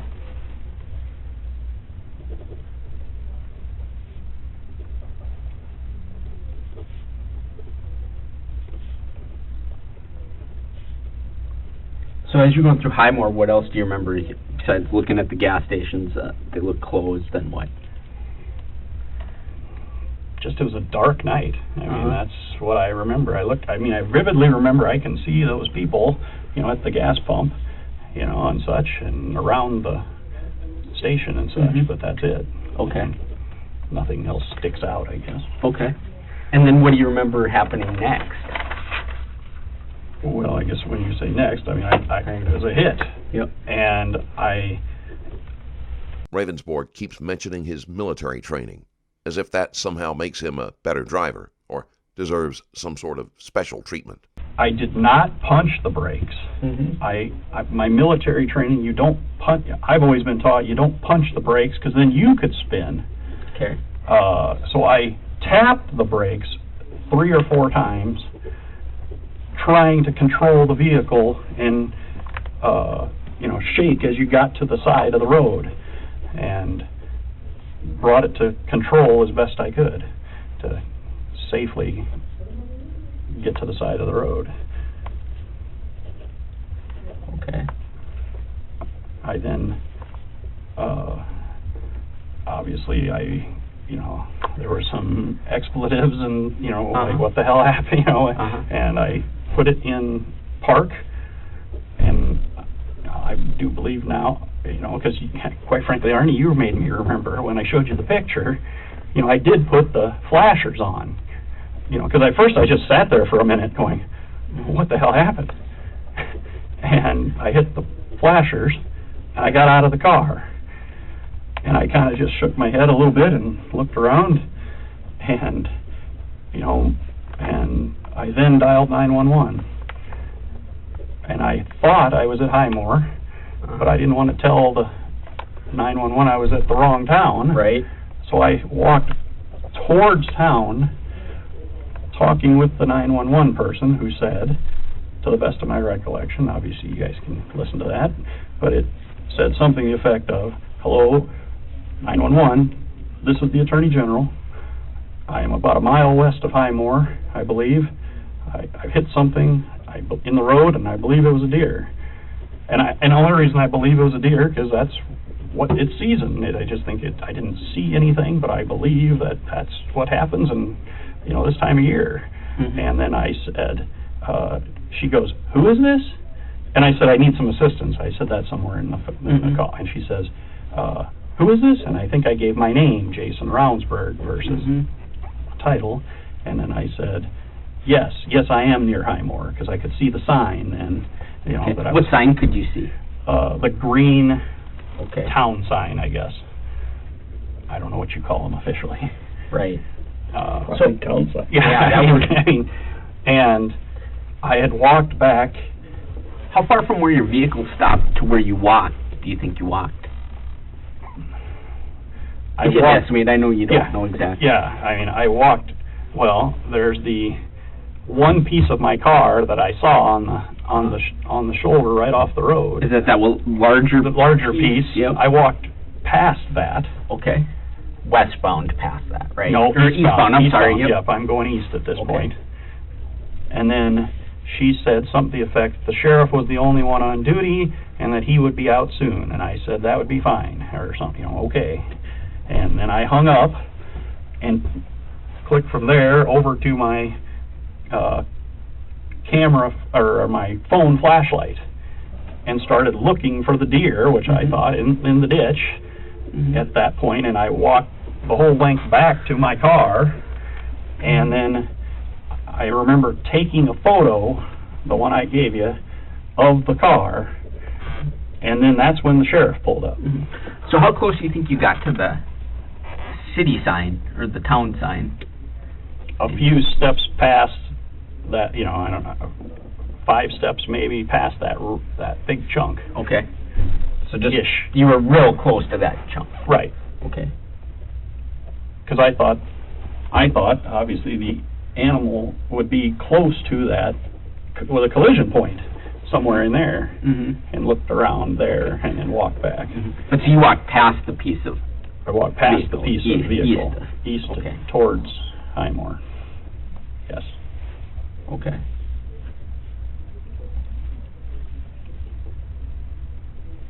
When you were walking past it, did you had your phone flashlight out, you said, or was that after? That was after the phone call concluded. Okay. And so when you were walking, were you on 911 at the time when you were walking? Yes, I was walking and talking at the same time. Okay. Right. Walking and talking towards the sign. This explanation doesn't completely add up.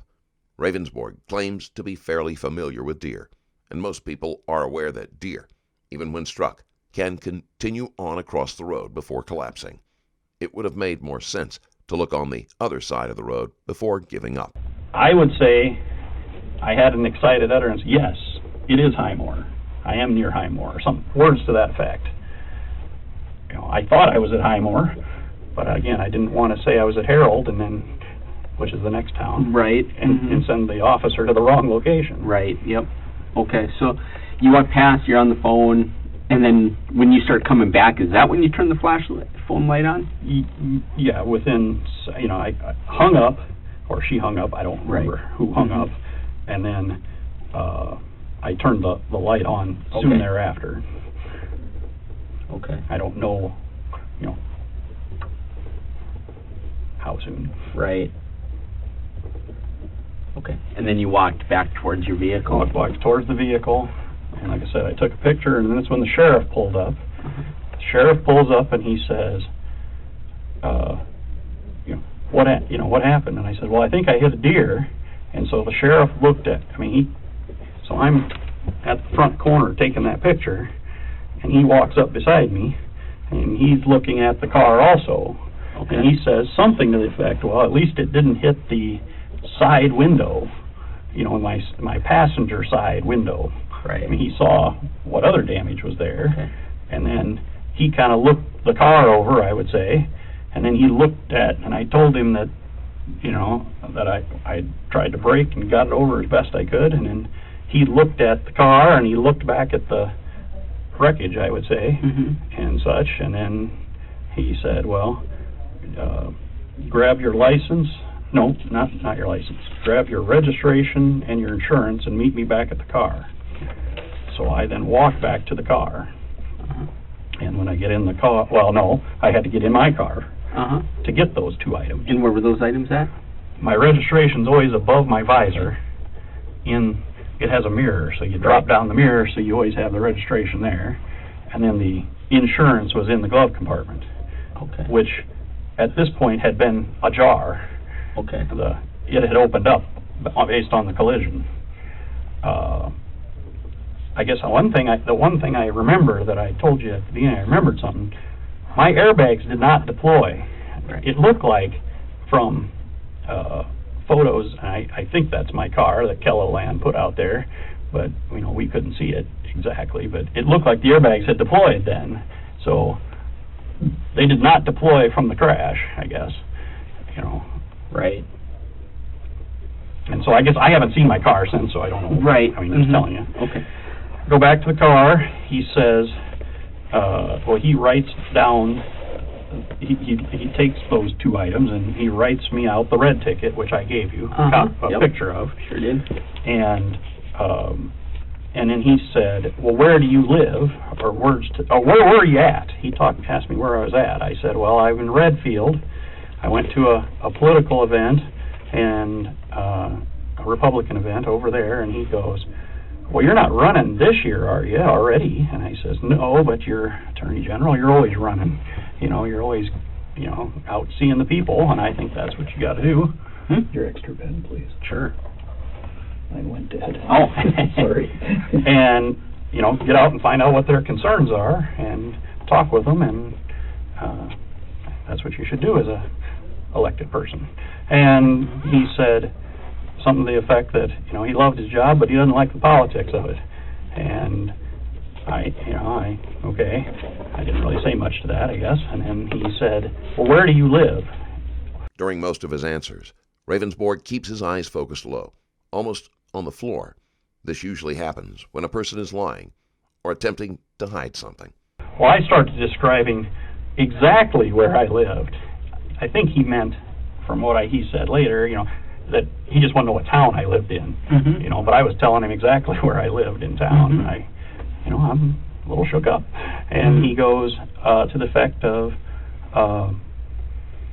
well, I can either take you there, or you can drive, but it'll be an hour for a tow truck. We talked about a tow truck. And I said, so I was confused. I says, well, we just talked about a tow truck, but you said I could drive. I do think the car is drivable. I mean, the motor runs and and everything, but is it safe to drive? I was just this was cloudy of my why is, and he says, no, you can I'll take you to my house and I'll give you my car and you can drive, or I can take you back. Well, somebody's offering me their car, or he's going to take his time to take me home. I quite frankly threw it back on him, and I says, whatever works for you, Sheriff, or words to that effect. And he said, well, we'll take you to the house then, and we'll get you the car. But you didn't think that the car wasn't drivable? I thought the car, motor-wise, could drive, but I didn't know how safe it was with the windshield action. Right. Okay. I didn't test it out. Obviously, I got it to the side the best I could, but I guess I was deferring to the sheriff at that point. Okay. And he then takes me to his house. Real quick before we get to that, so the sheriff, you looked at the damage to the vehicle. Did the sheriff, while you were present, did he look at all for anything that you would have hit? Well, I know he looked at the car itself, and I know he looked at the wreckage, and I believe he was looking in the ditch. Okay. I didn't watch him exactly go back to his car, but I was, finding the registration, the insurance, looking around, and I looked back at him, and I thought I'd seen him once, glance in the ditch and such. But right by where the cars were, though. The cars were. He didn't. Well, did you see him walk down the highway at all, looking in the ditch? Neither one of us ever went east of the crash, where the car stopped. Okay. We never went east of it. I mean, I took the picture, and that's when I stopped and then kind of deferred to him. So the only time you had walked east was to find out if you were by Highmore. Oh, sorry, I said it backwards now. Yep. I didn't walk west of the car further. Okay. I didn't walk any farther west than I'd come to the front of the car and taken that picture. I did not walk west of the car. I only walked east prior to the sheriff arriving, as I earlier described. And then when I obviously walked back to the sheriff's car, I did look again in the ditch. As I walked back to his car with my, I looked out there. I don't think I used my phone. But when I was just looking out when I walked back to the car, and so in relation to your car, so your car was facing west.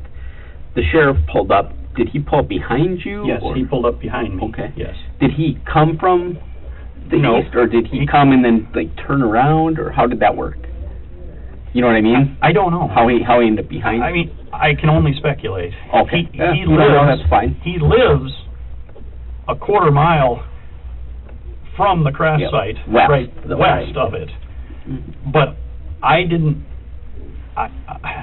He parked behind me, so I don't know where he came from. I guess he just appeared, and I showed him the vehicle, showed him the front and everything. Do you remember, did the sheriff have, like when he was looking around, did he have a flashlight or anything? Do you remember at all even? I don't remember. Okay. I don't remember. Okay, that's fine. And any questions I ask, if you don't remember, just say you don't remember. That's best. No, I don't want to speculate. I want to give you the facts. When you were looking around or walking to find out where you were at or anything, did you move any of the debris? No. Okay. Didn't touch any debris? Didn't. Okay. Did you happen to see if the sheriff, when he was out there, moved any debris? I did not. You didn't see him? What he did. Okay. And then obviously I thought of later, obviously the tow truck came and got my car, but that was after I left the scene. So somebody moved the car and the tow truck and the sheriff, because as I started to say, I was at the house with him. He backs his car out. I take it, I leave, and he pulled me over again. And he said, and I says, "Is there a problem, Sheriff? What else can I do for you?" And he says, "You didn't give me the key to the car." So I give him all my keys, and then he gave them back and said, "No, just give me the drive key." And so it came out of his lane, and I went west at that point, and I gave him the key back. Okay. So he had to obviously. Ravnsborg recounts the events in an almost word-for-word manner, which isn't normal for such a fast and emotionally charged scenario. I assume went back to the crash site when the tow truck driver came, because he's the one I gave the key to. Right. Okay. And then you headed back to Pier. I headed back to Pier. Okay. I called, as I said before, I called my father, Tim and Dave, and the sheriff. And I just coordinating. I guess I regularly tell Tim and Dave where I'm at. Okay. As Attorney General, if I'm traveling, especially by myself, where I'm at. Those two know where I'm at. Right.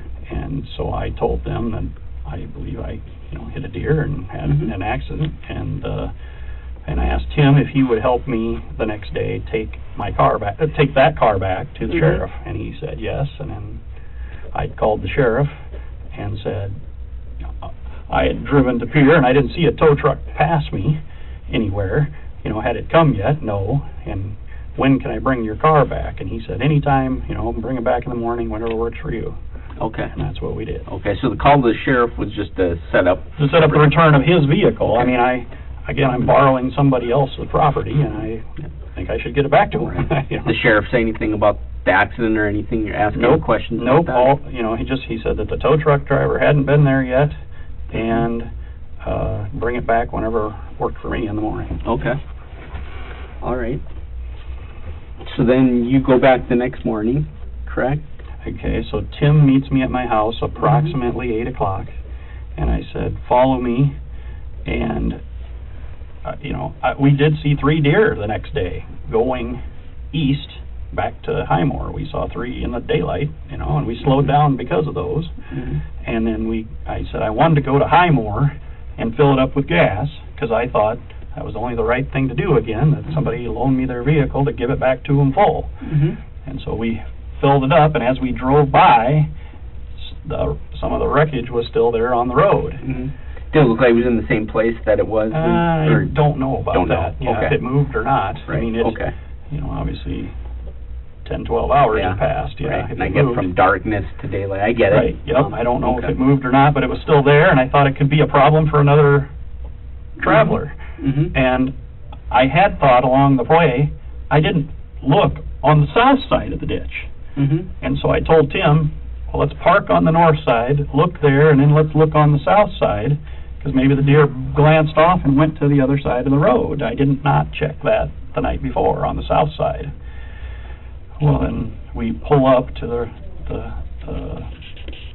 site area, and again, I never saw, my car is gone at that point, so I don't know where my car is in relation to the body when I found it. So I went west, and Tim went east, and then I found the body, and I just came to Tim and said, Tim, you got to come here. I found a body. So Tim came up and looked at it, and then I said, well, now it's daylight. I can see the sheriff's house. And I said, we got to go get the sheriff immediately. And he agreed, and we did leave the site without calling 911, but my thought process is this is the quickest way I can get the sheriff, is to go to his house. He's right there. And so he walks out and says, good morning. And I said, I don't know. I said, Sheriff, I found a body. And his response was, you're shitting me. So, and I obviously thought that was genuine, that he was surprised that that was the case. And I said, you need to come with us. Here's your keys back. I handed him his keys to his car, and we just left it where I drove into the property at. And I got in with Tim, and the sheriff followed us back to the site. The sheriff said, to the effect of, first we got out, and then we showed him where it was at, and then he said, well, how are you doing? Well, I said, well, The sheriff should have looked on that side of the road the night before. He only had the driver's word that it was an animal that had been hit. It raises the question of whether or not he would have done the same had Ravnsborg not been a political figure. Pretty shook up right now, and he says, well, Tim, you take care of him and take him back, and I'll call DCI. And that's where we left it. Okay. So when you said that the sheriff seemed genuine when he said, you're shitting me. Well, that was his reaction. You're shitting me. Okay. Like, he was genuinely surprised that there was a body out there. Okay. I mean, not to take away from him in any fashion. That was just his response. Okay. More of the reason I'm asking that, you're clarifying that is, are you now questioning, or were you questioning on whether the sheriff was genuine about that? No. Okay. I want to make sure that's clear. I mean, if I said that wrong. Okay. I just wanted to clarify. He was surprised. I mean, he was probably as surprised as I was minutes previously in finding the body. Right. Just kind of a shock. You're shitting me. Right. And I mean, I thought I took that reaction as genuine, like, well, clearly he didn't know there was a body either, and that's, was all settling in to me. That, So when you spoke to the sheriff at his house, do you remember what was he wearing? Was he, dressed like he was ready to go on duty, do you remember? Or, I mean, at 8:30 in the morning, you might catch him in pajamas. So this is 9:30 in the morning. Okay, 9:30. Okay. Ish. Yep. Because we left Pier around 8. And then, like I said, we got gas, we went to the crash site, and then we went to the sheriff. And I guess, I don't remember if he's wearing a uniform or not, but I would say he's dressed like you folks. I mean, he dressed like he was gonna, go out, be out for the day appropriately. He was not in pajamas, per se, or some kind of night clothing. He was in standard clothing. I mean, okay.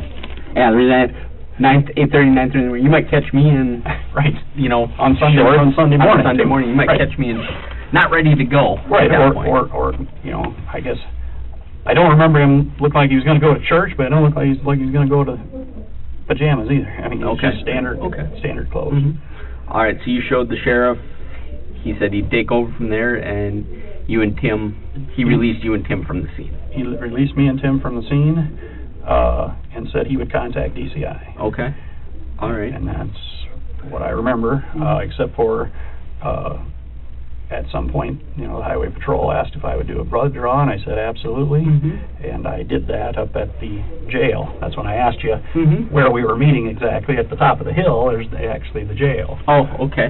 So I would, I met up there for that. And I believe that officer, Highway Patrol, was Schneider. Was his name. Yep. And he coordinated that with Tim.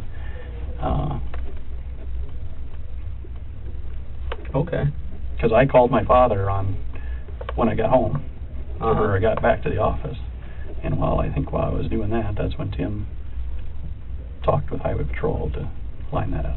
So you said when you got back to the office, you went to the office, not home? Yes, went to the office. Yeah. Okay. What'd you do at the office? Wait. Just waited? Yeah. Okay. Just kind of, he had said to Tim to look after me for a little while. So not to go home and leave me alone, I guess, was Tim's thing. He said, what? Because I think it was Tim's idea. Let's just go to the office. Okay, so Tim stayed at the office and too. Yeah, he was with me. Okay, all right. And I know we went and we came here and did the blood draw. And we went back to the office for a little while, I think, and then he, asked if I was okay and stuff to go home and such, and because now I don't have a car at all, so I know he had to take me home at some point. Right, okay. All right. So I just want to go back a little bit to when the accident happened. What is the last thing you remember upon impact when you hit something? What is the very last thing you remember about hitting, at impact? I think that I had just shut the radio off and looked down at the speedometer. Okay. I mean, I shut the radio off, just soon from Highmore in, Highmore to the site somewhere.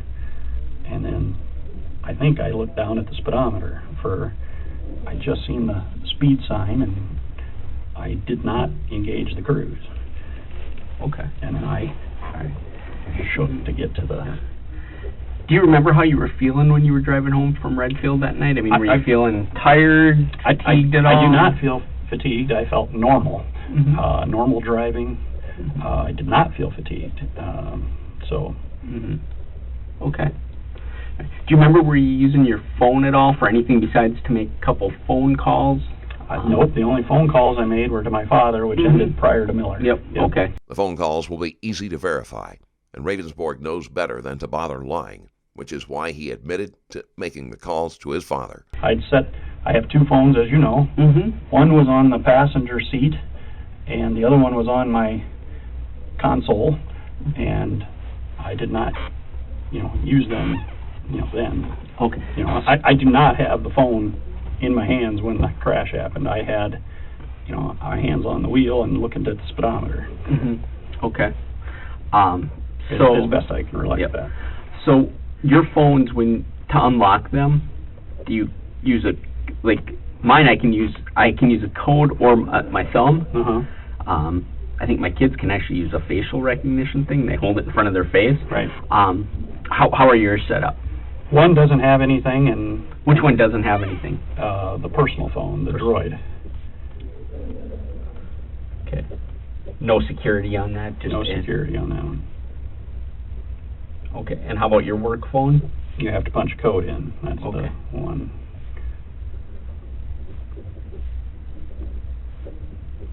So you can't just use a thumbprint or anything like that. You actually got to enter in a code. How many numbers is your code? 4 numbers?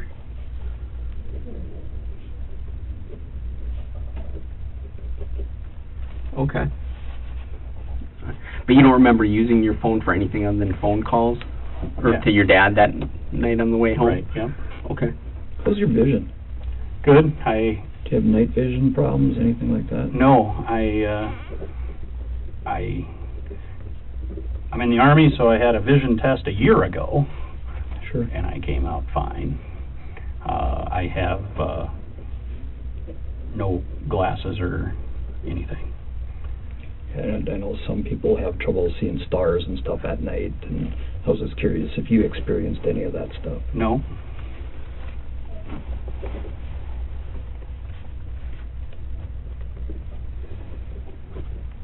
I didn't mean to interrupt. Oh, no, that's fine. So have you had any other contact with the sheriff at all? No, I have not talked. I have not had any contact at all with the sheriff. I think Tim might have reached out because we were trying to figure out who the family was. Oh, okay. To offer condolences, sympathy. And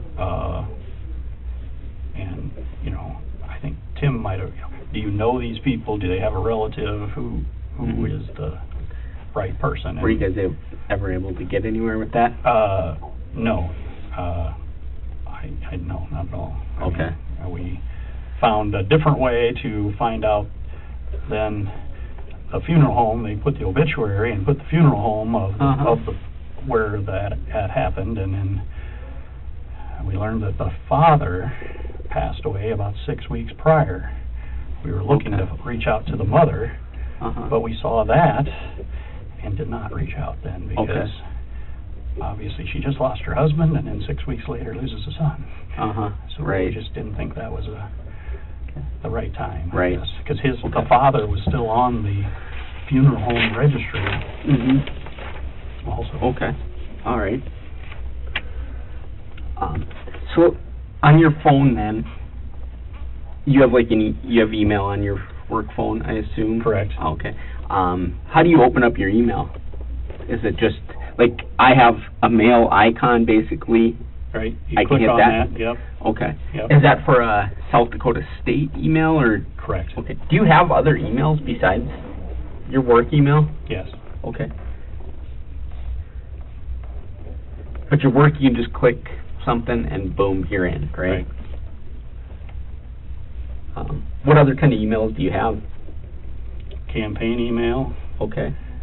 And personal email, and in military email.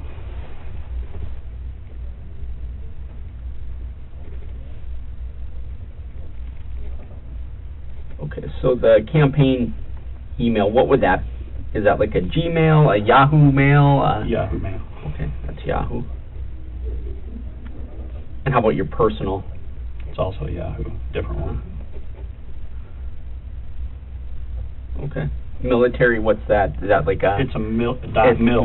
.mil, .us or whatever? It's your name, okay. .mil at mail.mil or something, yeah. Okay. And you had both phones with you when you went to the dinner, and then you brought them, you had them both when you came home, right? Correct. Okay. All right. What's the address for your campaign? One of the more surprising things about this case is that Ravnsborg did not try to hide one of the phones. He may have worried that they would discover he usually carried two, but many people would have taken the risk.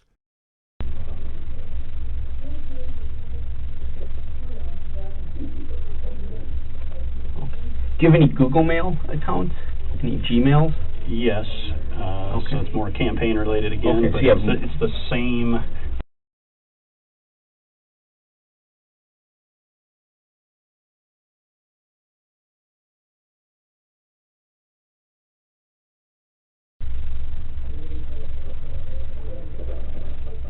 Okay. And that's a campaign email? Yes. Okay. Predominantly, yeah. Okay. I assume they're all kind of used A little bit. I mean, try not to, but try. yeah. I mean, some people, and you meet them and you move them over to a different email, Right. Sometimes. Okay. So now, any of these emails, do you have to get into those? How do you get into those on your phone?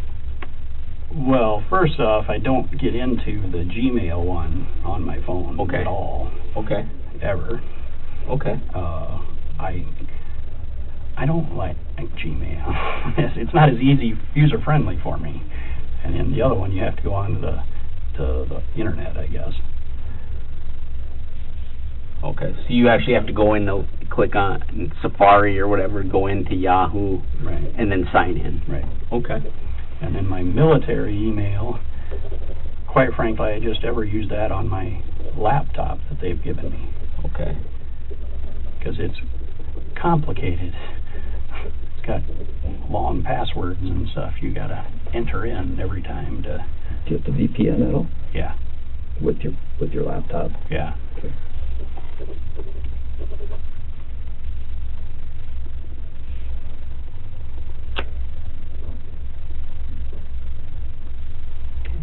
So when you were driving, you don't remember going into any of these email accounts while you were driving home that night? No. Okay. Are there any websites that you do frequently use, that you frequent on your phone? Well, when I'm around my house or around, a building, maybe you check out the news and such, I mean, I try to use my laptop and or personal, personal computers, laptops, desktops, stuff like that, predominantly. I use them once in a while. Do you have any certain sites you check the news on? Particularly, any favorites or common ones? Well, now with political season, I actually look at Fox, CNN, and MSNBC, I look at the three big networks, I guess I call it. That would be what I traditionally look at, I guess. Okay. How about any of the local newspapers? Do you do those online then? I haven't since this, until this happened. Okay, I bet mean, not. I was not a normal 10 o'clock at news or watcher of the frequent news. I guess we get the Argus Leader paper and the Rapid City Journal paper at the office, and I tend to look at those, but I will look at those at the office periodically. Okay. So what would you think, though, if I told you that when they did the phone extractions, they found some internet activity on your phone around that time? Well, I guess I don't not use my phone, but I did not use it at the time of the crash. No. Okay. But were you using it up to the time of the crash? Not that I recall. Are you aware of what phones will actually tell us, Jason? Yeah, somewhat, Okay. So they're pretty straightforward. Right, okay. And there isn't any manipulation that you can do with Right. I didn't do anything to them. So, right. No. Right, and we didn't either. Right. That's what I'm trying to say. Right. And it's like... The best I can recall is that the one phone was on my, on the seat, and I never touched that one. Which one? The Droid. That's the one they said they couldn't get the information off of and would have to mail to New Jersey. And it slammed into the wheel well, is what I remember. The other one, I remember, I would say prior to or right at Highmore, I set it down on, but through the journey it fell down a few times, but onto the gear shift, but I was not using it at the time. I know that. Okay. So you set it down about when you got to Highmore? Yeah, around Highmore, the console, there's a little console. I set it on top, and I know I had both plugged in. Both were charging. But it would slip down, and I'd pick it up, and, So what were you doing with it before you got to Highmore, if you set it down at Highmore? I look at the time and such. I know I do that. I would open it up, and I'd see the time better. But I glance at it, Okay. Nothing sticks out, I guess. When you say glance at your phone, what do you mean by that? Glance and see what time it was. Okay. Just a periodic check. I sometimes listen to podcasts, but I was not that night. That's another app I use sometimes. But I will play it and it sits down. Right. Are you able to Bluetooth your phone in so that if you listen to a podcast or receive a phone call, is it hands-free for you? Yes. Okay. And or you can just hear it from the phone. Okay. The Suburban, which I have for work, I can Bluetooth it better than my car. Okay. Lay it on this. I'd lay it right the same place there. I guess I always lay it the same place. Okay. So you lay it there and just let the speaker... Right. Okay. Right. All right.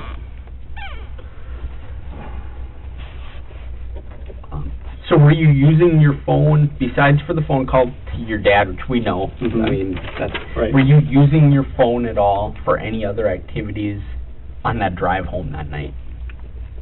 I didn't have any texts that I sent, and typically if I would text, I would do voice to text, which I know I didn't do that night.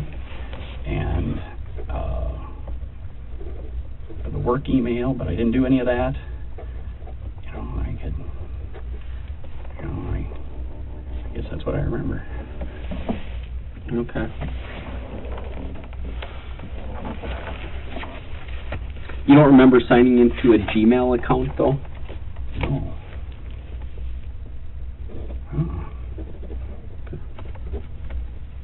Guess it's just always hard to get to where you need to go. That one's a hard one to get to? Right. Okay. Yeah. But you do have 2 Yahoo accounts. Do you remember signing into either of those? When pressed about the email login, Ravnsborg becomes unusually quiet, barely giving a verbal answer as he continues to look at the ground.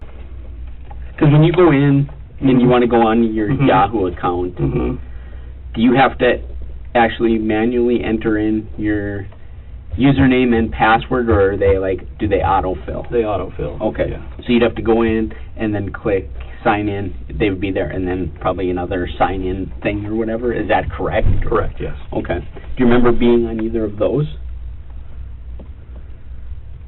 I guess it's possible that I could have checked those, yeah. Okay. All right. Do you ever go on the Dakota Free Press? Yes. What is that? That's a blog. Okay. That's a blog here, politics, yes. Oh, it's a political blog? Yeah. Okay. And then there's another one then, Dakota War College. Okay. Also a blog. All right. I guess you see what the headlines are more than anything, yes. How about Real Clear Politics? Okay, yes. Okay, what's that one? Politics, and it has a whole bunch of stories and stuff of the day, but that's more national politics, yeah. Oh, okay. All right. So that's more of a national site, not where I assume Dakota Free Press is a South Dakota political blog? Yes. Okay. How about what's Just the News? Just the News. No, I don't recognize that one. Okay. All right. Have you ever read the article Riding the Dragon? It's a documentary about Joe Biden. It's not familiar to me, Okay. I guess. All right.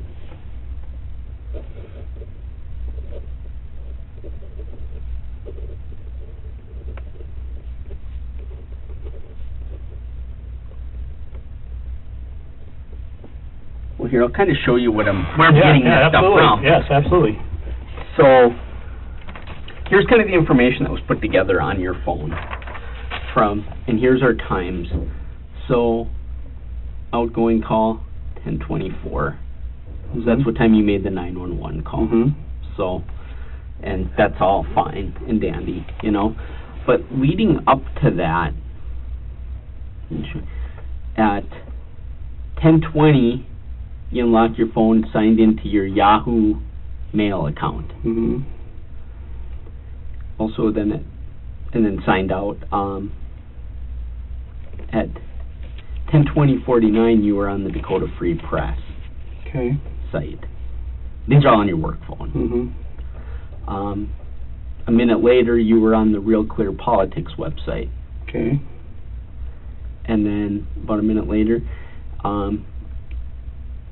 this article was pulled up through the Just the News, which could have been something that you were on this and it had a link to click to get you to this one regarding this. It's an article about Joe Biden and something with China. So you were on that up to about, we're going to estimate probably a minute before the accident. Okay. You were on that. Do you remember any of these? Well, I remember looking at it, but that's when I set my phone down prior to. Yeah. Okay.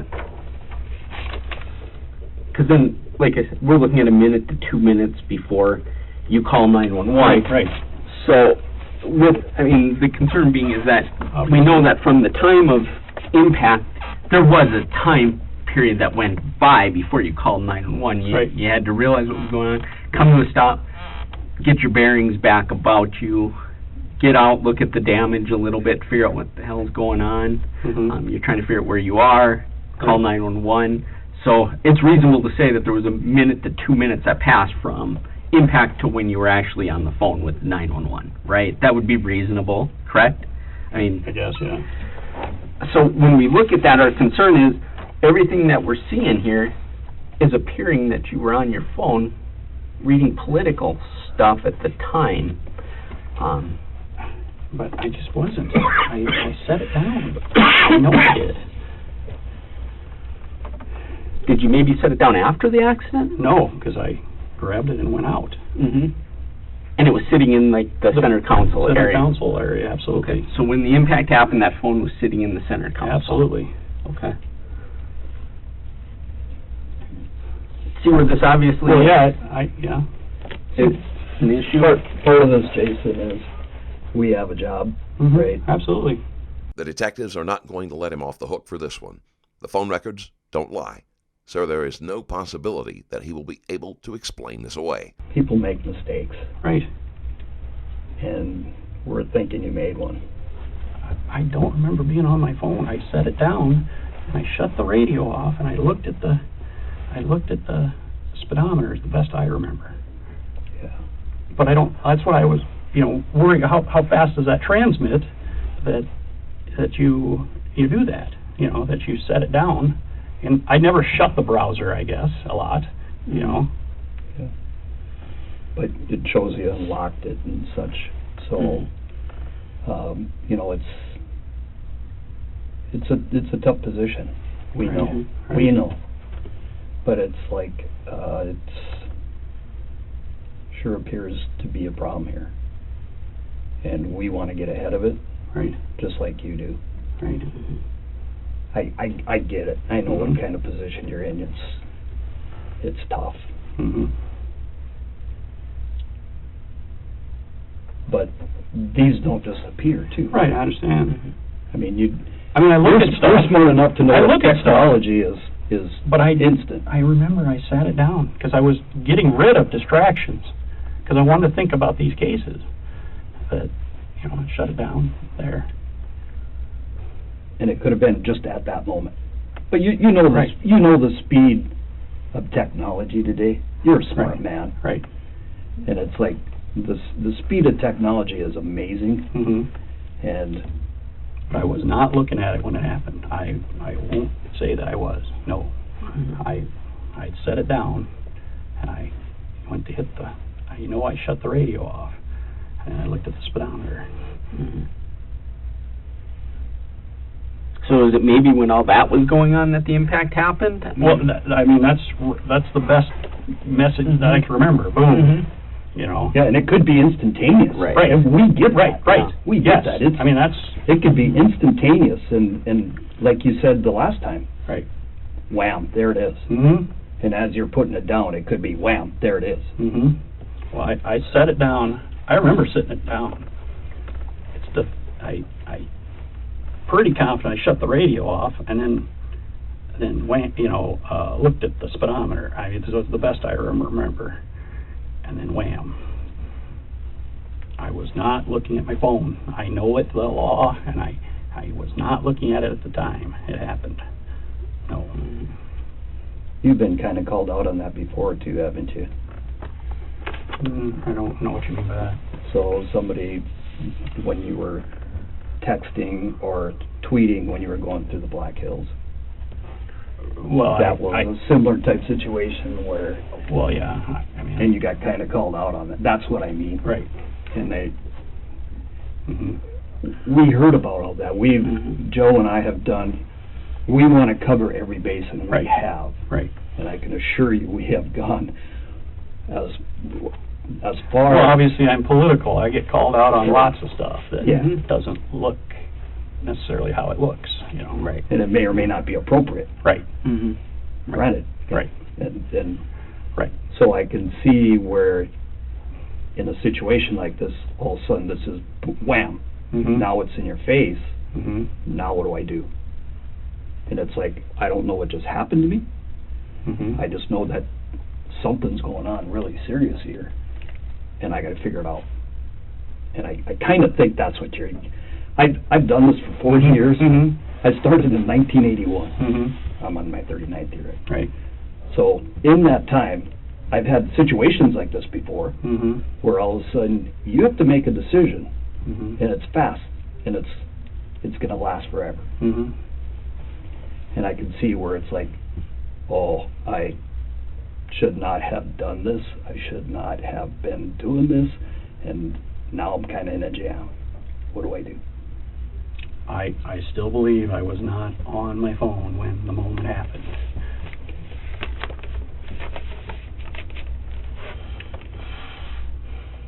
But I laid it down. But you agree that it could have been at that moment that you were putting it down. I still believe I put the phone down and reached to the shut the radio off. You know, now, was that 5 seconds, 20 seconds? I don't know.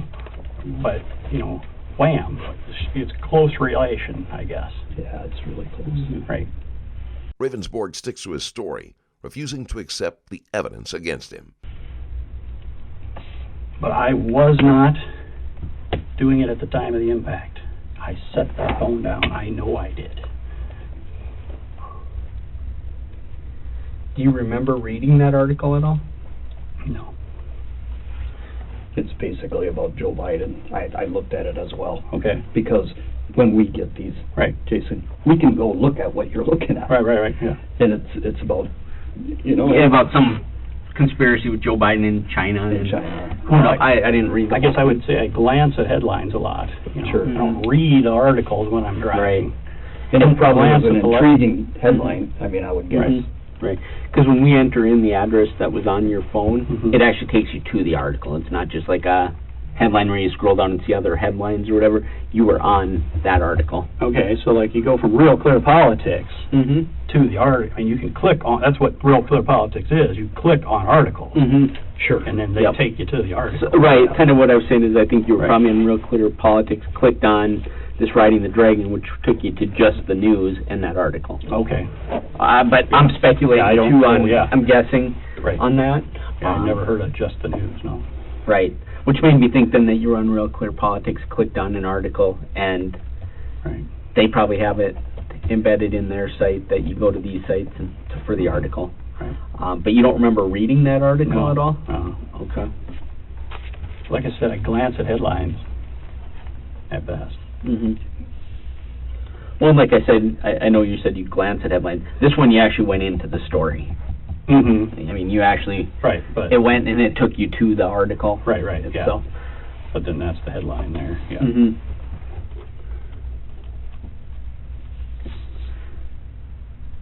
So, My recollection so is I'm getting rid of distractions because I'm going to think about those two cases. I know those cases.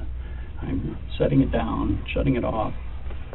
So that part of, like we were just talking about, Jason, and the part that you had told us in our last interview where it was, I didn't see what I hit until the impact. Mm-hmm. Well, I never Those saw. That's your quote. Okay. So in Okay. light of that, that would make sense. That right there would make sense. You're putting it down, wham, and then your head's up. It's like I just hit something. Again, Does that sound logical? Well, I'm getting rid of distractions, and I look, like I said, I remember my hand, for that radio, and then to the speedometer is what I believe happened.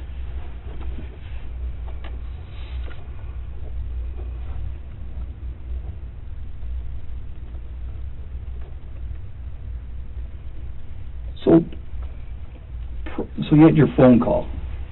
This is back up a little bit. Okay. So you had your phone call, and then... With my father, are we talking about? Yep. And then even the second one with your dad. How about on your way there? Were you on your phone talking to anybody then? Do you remember what you were looking at when you were driving out there? No, I don't think I called anybody. Okay. Do you remember what you were looking at? I might have looked at articles and stuff again, yes. Yeah. Okay. And it's hard. Because Right. I've driven it. Right. It is not an exciting road. Right. I can guarantee you that. And But I do remember I listened, like I told you before, I started to listen to these, and they're in the car yet, I told you, the discs. They're books on tape. yeah. And I listened to them for a while, but I just didn't like either one of them. Yeah, you said they didn't. Yeah, They were boring. not intriguing at all. Right. So, do you do both then? Were you on your phone while you're listening to the book? Usually not, no. It's one or the other, yeah.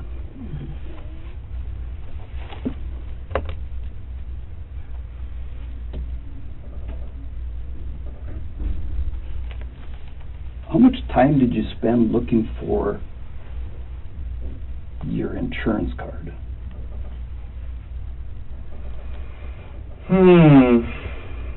the insurance card took a little longer. I mean, the other was right there, and then, because I remember I looked at it, and then it was not the right one. It's like the year behind. Sure. You know, and I looked at it, and that wasn't right, and I looked at it a little while longer, and I took it back to the sheriff, and then I said, I don't got the right one, you know. I mean, I think as he was writing it out, and he says, hell, nobody's got the right one. Usually I got about 5 of them in the car. He said something to that effect. Sure. You know. And that was on the visor, the other was in the glove box? The glove box, yes. Did you have to take things out of the glove box? Yes, I had to move stuff around, yes. Okay. Yes. Did you notice anything on the passenger side while you were doing that? Just glass. I mean, I was staying away from the glass, I guess. Now that he can see the detectives aren't going to accept his answers at face value, Ravnsborg's voice takes on a defensive tone, losing some of his earlier affability. I mean, I didn't spend a lot of time. So, when you're doing that, are you leaning over the console? Yes, or are you... from the driver's door, leaning over, yes. Okay. So you can kind of see in the glove box, and Right. which And is already like I said, popped open. It's already popped open, yes. Okay. Yes.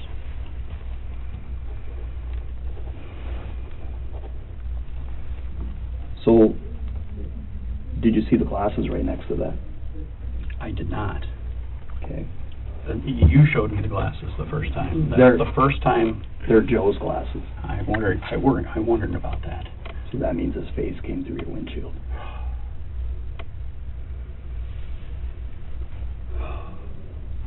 It's a tough thing. Oh.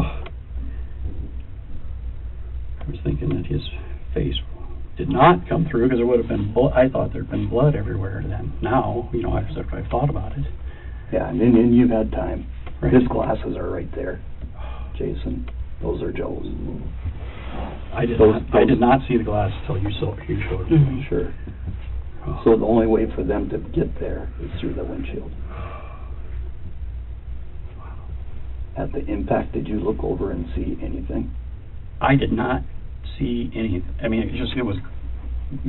Again, I then was looking to get it to the side. I did not see anything. No, absolutely. Ravnsborg makes noises of shock and horror at the realization that Bover came through his windshield, but the detectives aren't convinced.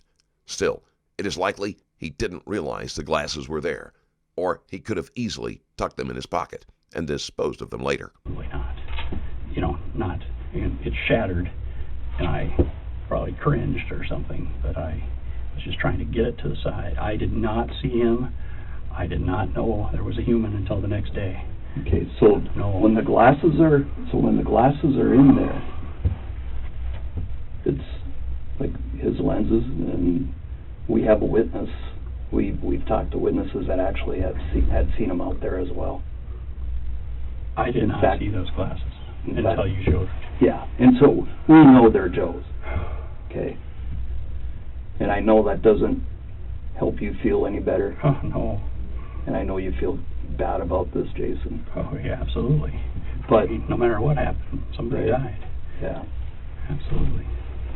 So, I mean, you have to look at it from our absolutely. our side of it. We're Mhm. we're just trying to find Mhm. the facts. We know what we know, and we're explaining it, you know, as best as we can. We know certain things. We know those are his glasses. They were on his head because they were seen on his head. They ended up in your car. I never saw him until Okay. you showed him to me. Okay. I never saw him, no. One of the other things that we know, Jason, is you weren't in the middle of the road. You were on the shoulder. And I know it happens fast, because it's happened to me. We have 3 people putting him next to the grass. So we knew something was happening. I mean, you're a smart man. You know, Joe and I have done this job a long time.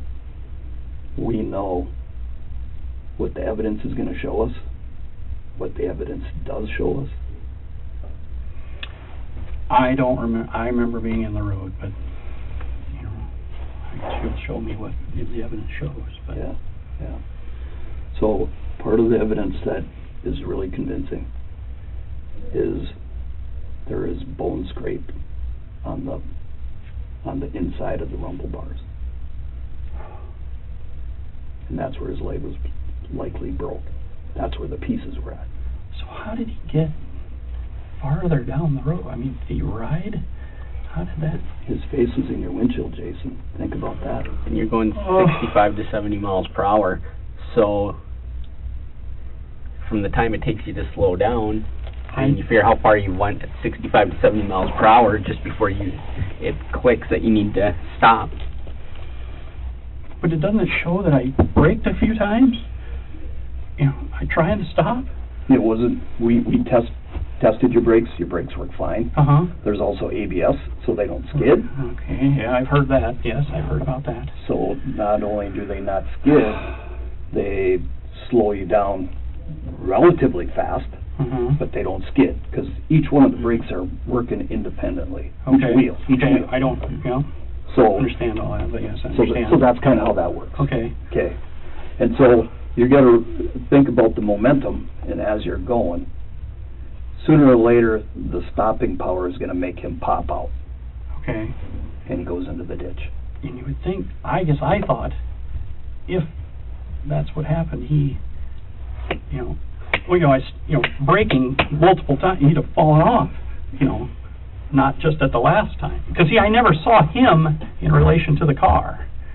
So I don't know where he was in relation to the car. You mean as his body? Yeah. His body-wise, or Right, yeah. what are you trying to? Right. Okay. Yeah, because the car they took away, and I found the body the next day. I never saw the car with the body, or So- vice versa, you know. We know that his face came through your windshield. We know that. We already talked about that. That's, I would think, substantially clear that that's what happened. We also have the imprint on the hood where his body, well, at least part of his body, likely was riding. At some point in time, he rolls off, takes out the mirror, and slides into the ditch. The detectives don't pull any punches when giving Ravnsborg the details of Bover's final moments. They know that even taking shock into account, the likelihood of Ravnsborg not realizing he hit a human rather than a deer is slim. I never saw him. I want you to be really honest right now. I am. Jason. I never Okay. saw him. I got another question for you. Okay. Okay? Did you see the flashlight he was carrying? No. Ever? When you walked back to town?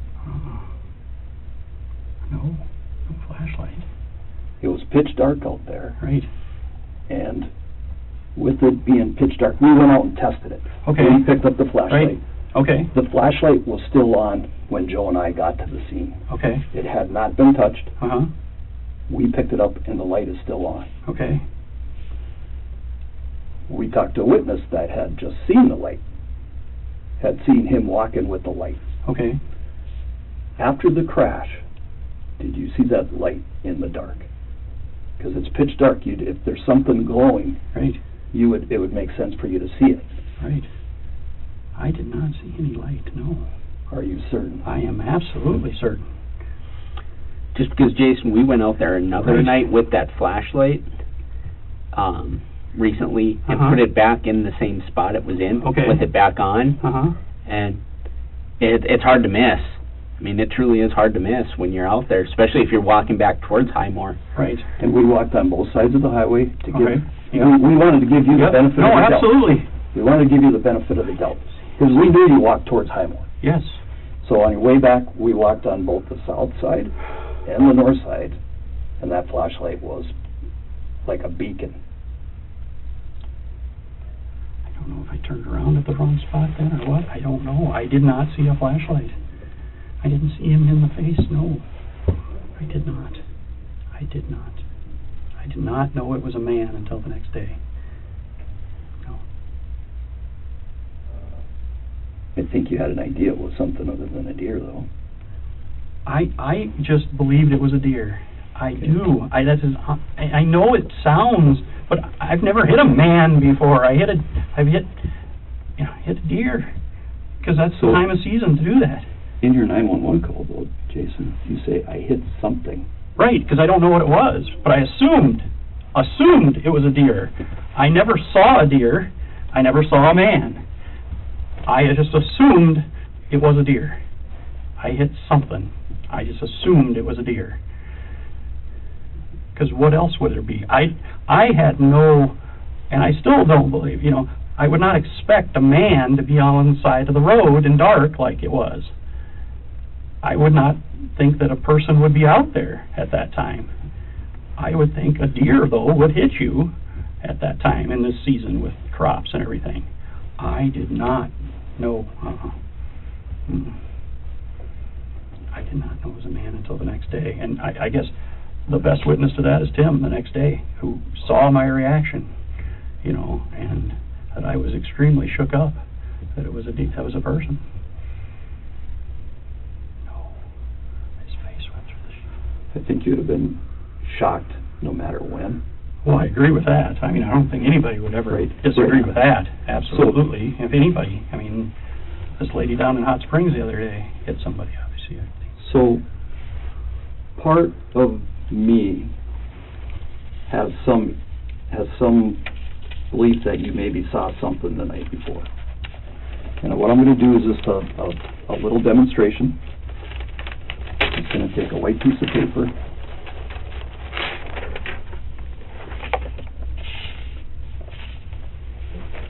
This room was pitch dark, Okay.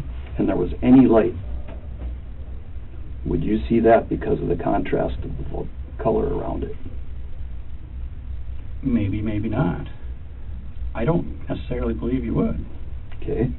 And so we did this as well. So the grass out there is obviously green. Right. He is less than 2 feet off of the road. Less than 2 feet into the grass. You found him. Right. Less than 2 feet. Did you see something white laying there? Because, as you know, he didn't have clothes on that were covering the white part of his body. You're a smart man. You would understand that, because there's such a contrast. I did not see him the night before. I don't know where he is in relation to my car, because I never saw him and the car together. You would have to tell me where he was, because I did not see him in relation to the car, ever. Ravnsborg still will not admit to seeing Bover. On the other hand, the case could be made that he didn't see him because he wasn't looking at the road. He was very close to that large piece of debris, though. He was? He was? Yes. Mm-hmm. No! Because the day before, we stopped where the debris was. I guess if you had asked me that question at the beginning, I would have said he was up the road from the debris, that large piece of debris. No, he's just not very far from. I'm not saying he was right even with. Yeah, he wasn't right. Yeah, right even with. But he wasn't very far. Mm-hmm. Because think about it. You said you parked at that piece of debris on the 13th in the morning when you guys came back. Well, we parked around it. Right around it. Kind of like the starting point of where to look. And you didn't walk very far, though. I walked up. We walked west from that, though. I thought quite a ways. Quite a ways is a relative term. Right. But because I went back towards Tim, I guess I'd have to maybe ask Tim, where did we park in relation to that piece of debris, I guess, because we had two vehicles, one on each side, and what? Sure. I did not see him the night before. And I'm not saying that he was within 10 feet of that debris, but he was not very far from that large piece of debris laying on. Okay. I guess I would have said the next day, that he was a ways from that, yes. You would have to agree he was right next to the road, though, where you found He was on a slope, yes. a little bit of a slope. Yep. But we measured it's less than 2 feet. Oh my God.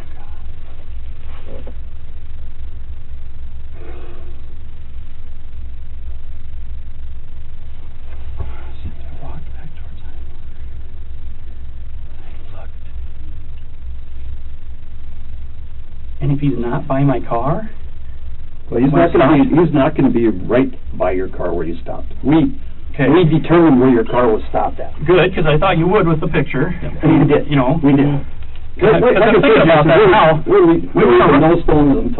I went around. I didn't check on that side of the car that night.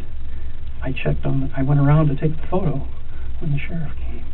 Do you normally wear a Fitbit, Jason? No. Do you have a tracking app on your phone? I don't know. So as you walk, GPS tracks you. Oh, okay. Okay. Yeah. Okay. Apple Fit. Okay. It's Apple Fit. Okay. It's just an app on your Then phone. it's an app that I don't know about. Yeah. It counts your steps. It counts your steps. Okay. And it's just run off of GPS, Uh-huh. and so we know you're on that side of the road. Right. Yeah. I never left. I You guess stayed on that side. You said that earlier. Right. Even. I guess what I was trying to say is I think when I came back, I came around the front, and then that's where I took the photo here. Okay, I didn't go around. You're saying this would be your car. If that's my car, yes. You went around This way, on the highway. It's not that close to your car. Okay. It's not that close to your car. Okay, well, I think so. No, the debris is... Because I'm saying I didn't look here, is what I'm saying. Yeah, and you would have found nothing. Right. Other than washer fluid. That's the only thing you would That's have what found. you said earlier the first time. Go back 60 feet, At least, yeah. something like that, and that's where he's at. And go back probably 75 feet, and that's where your debris is at. Okay. So it all lines up.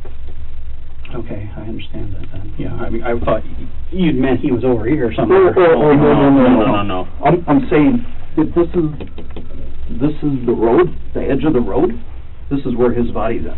It's 2 feet. So it's a little bit more. So his body is in that close to the edge of the road, and he is white because he's got no blood in him. I mean, he is obviously deceased. I think he was deceased the moment he hit the car. Well, And so he is lily white. Any light that hits that is gonna glow. I did not see him the night before. I'll swear on a stack of Bibles. I did not see him the night before. I did not. So where were you looking when you were walking back towards Highmore? Did it establish that you were by Highmore? Well, I guess I was looking, that direction. I mean, to the right, I was looking to look at the green Highmore sign. Mm-hmm. I'm walking and looking to try and see that sign to make sure that's and then I turn around and I'm looking into the ditch. So I don't know exactly where I turned around and saw him. Ravnsborg's attempts to get the detectives to believe him grow more desperate, a contrast with the way they calmly force him to deal with the facts they present. I didn't see him. I did not see him. So it was 400 and some steps from your car towards Highmore. Okay. You had to walk by him. I might have walked by him, but I didn't see him. But you also had to walk by the light. That's the really confusing part. Again, the light's still on. And the flashlight's lit up and glowing. Yeah, it's not in the grass deep. I mean, it's on the very edge of the grass. So I mean, it's like right on the edge of the grass. There's a couple blades of grass here, but this is all. I don't know where I don't know where my steps were. I turned around. I did not see those things. I did not see him until the next day. So we also walked back to the Highmore sign to see how close you have to get to see it. Okay. And I have 2015 and 2020, so I have pretty good vision. Right. And you had to go by. There was no question about it in order to read that sign. Well, I mean, from what you're telling me, I'm not disputing that I went by, but I didn't see him at all. I did not see him until the next day. And I did not know about the glasses until you told me. Let's look at it this way. Did you see something and just didn't pay any attention? No. I mean, because no. I mean, I know you're shook up. Yes. I know just from talking to you the next 2 days later or whenever we talked to you, you were still shook up. And I can appreciate that. Again, and it's like, So in light of that, Mhm. I'm saying, did you just maybe not pay attention when you walked by, or I mean, how? I mean, I have was a just tough time. scanning. I did not see him.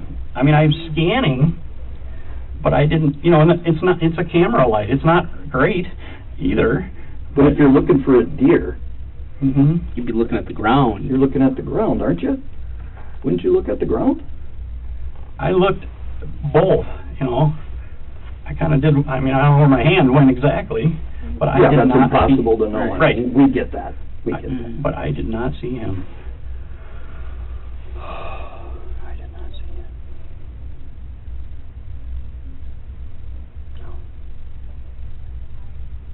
I did not see him.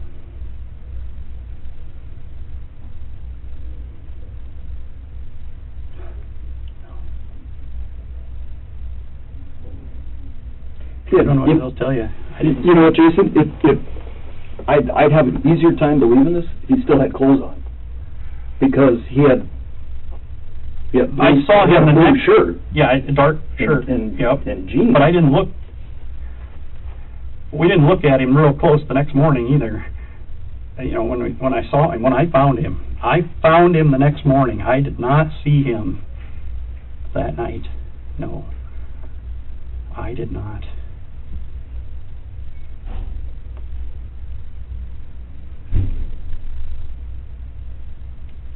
I can see how you say I should have seen him, but I didn't see him.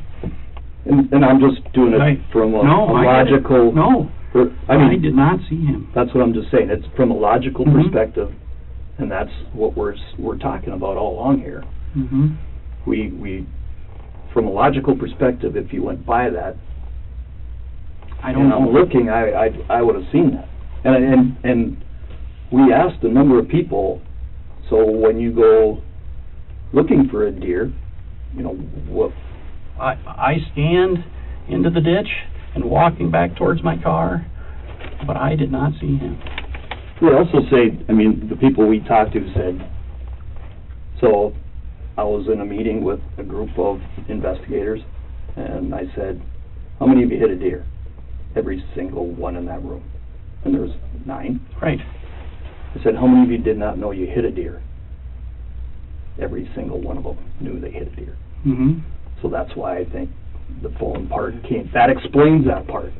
That kind of explains that part of it. The part of him laying on the side of the road. But then the next morning, we found him at 9:30.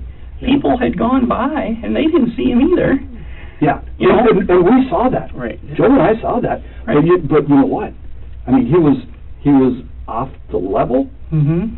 But as long as you were on from the fog line over, you could see his body.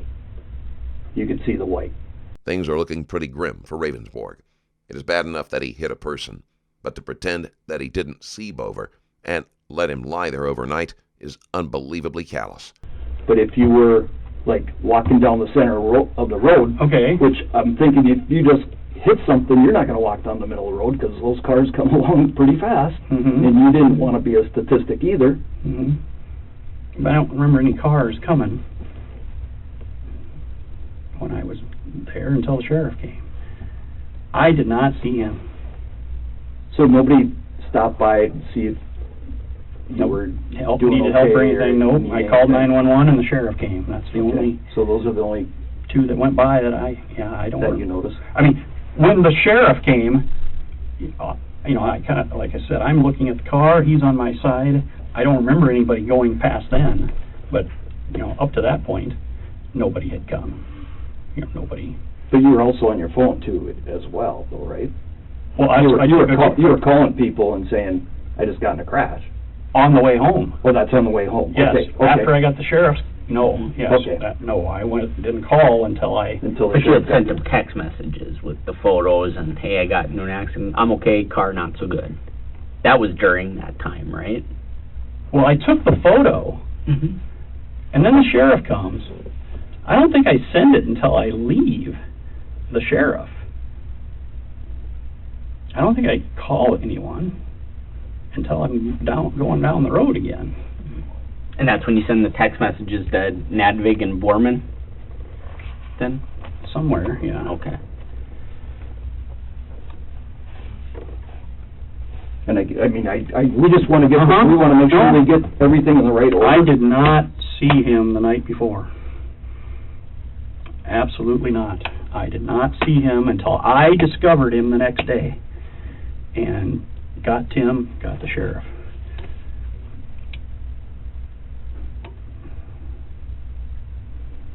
I never saw the glasses until you told me when we were here in this room.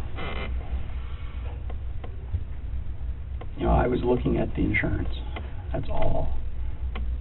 I mean, you have to, Well, you have to give us a little I something understand. here, Jason. Okay. Initially, you were driving down the middle of the road. We know that's not true.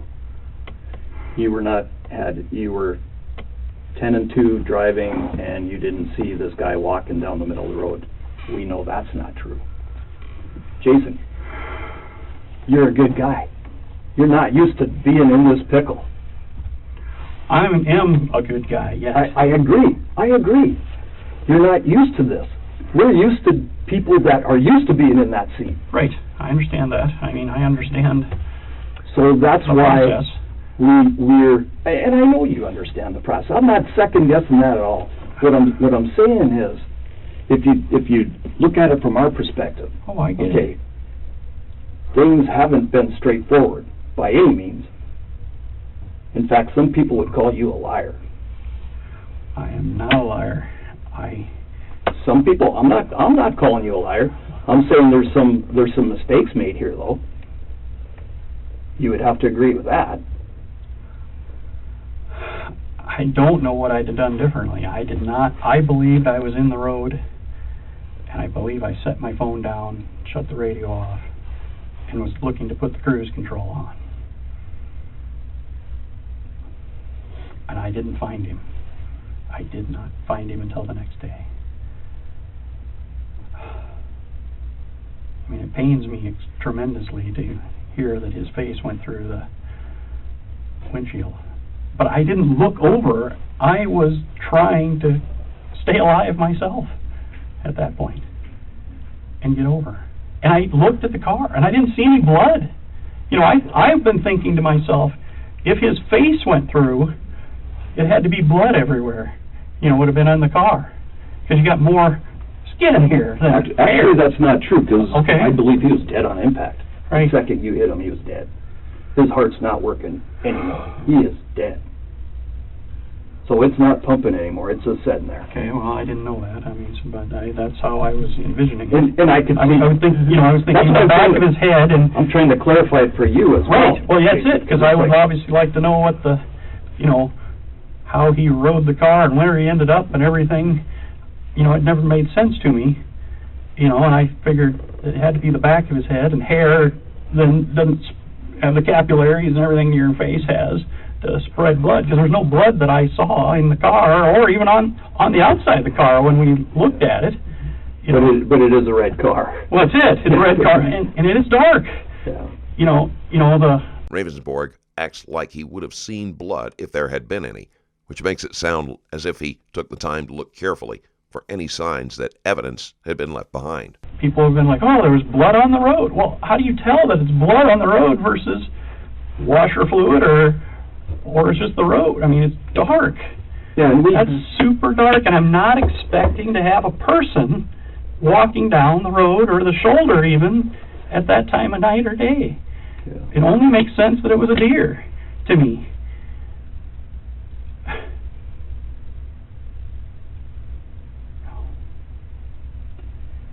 The other thing, that question that I brought up to this group, how many of you went back the next day to look to see what your deer looked like? I got that, and I didn't go back to look at him because I thought that I'd hit a man. I went back because the debris was still there. No, what I'm saying is, I asked them how many of you went back to look at the deer, Right, to find the deer, right. and none of them did. Well, yeah, but most of them probably found the deer or Right. left the scene from there. I mean, I'm bringing it back, and if I wouldn't, I thought I was doing the right thing, getting gas to give back to the sheriff.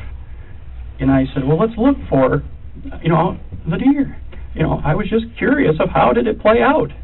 It just felt like a thunderbolt hit my car, you know. And where did he go? Maybe he went to the other side. I didn't know. And I was kind of trying to put my mind at ease of how did this happen? But I guess to my credit, you know, I'm also like, well, if I didn't find him, how long would he have laid there? You know, and I told the sheriff, and the sheriff was surprised. The sheriff's on the scene at least twice, and so is the tow truck driver. And none of them thought it was suspicious that it was not a deer. I guess I wasn't there when the tow truck driver was there, though, so I don't know what he saw or didn't see, but he didn't jump up and down and tell the sheriff, hey. Yeah, there was a whole lot. I mean, the car was gone. Right. Obviously, you were gone. Tow truck guy is gone. Right. But we tracked everybody. I mean, we're tracking I would think so, everybody yes, down. absolutely. We're not leaving anything uncovered. Well, I get it that I get strict scrutiny because of who I am. Yep. You know? Well, I think this would happen no matter what. Because I think your guys would be sitting in these chairs if it was somebody else. Mm-hmm. And I think you know that. I did not see him the night before. I did not find him until the next day.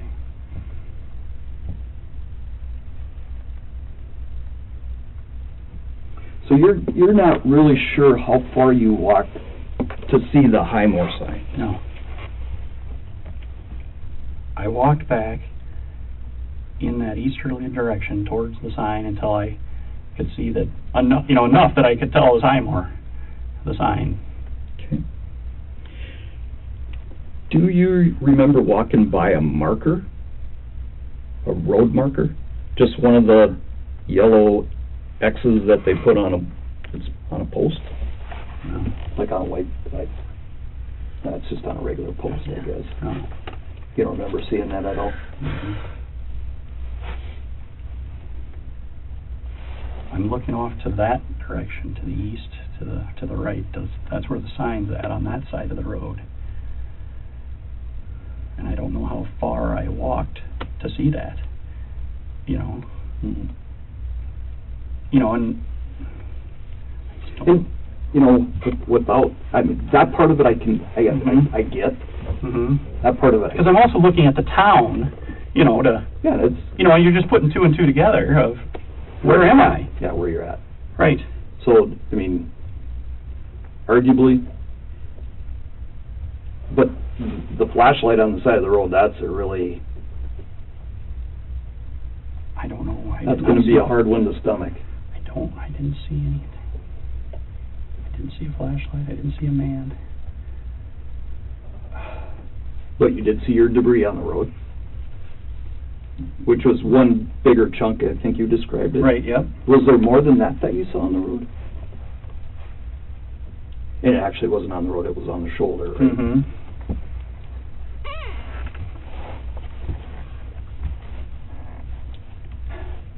Not really. I mean, if it... Think about that. I remember seeing that chunk.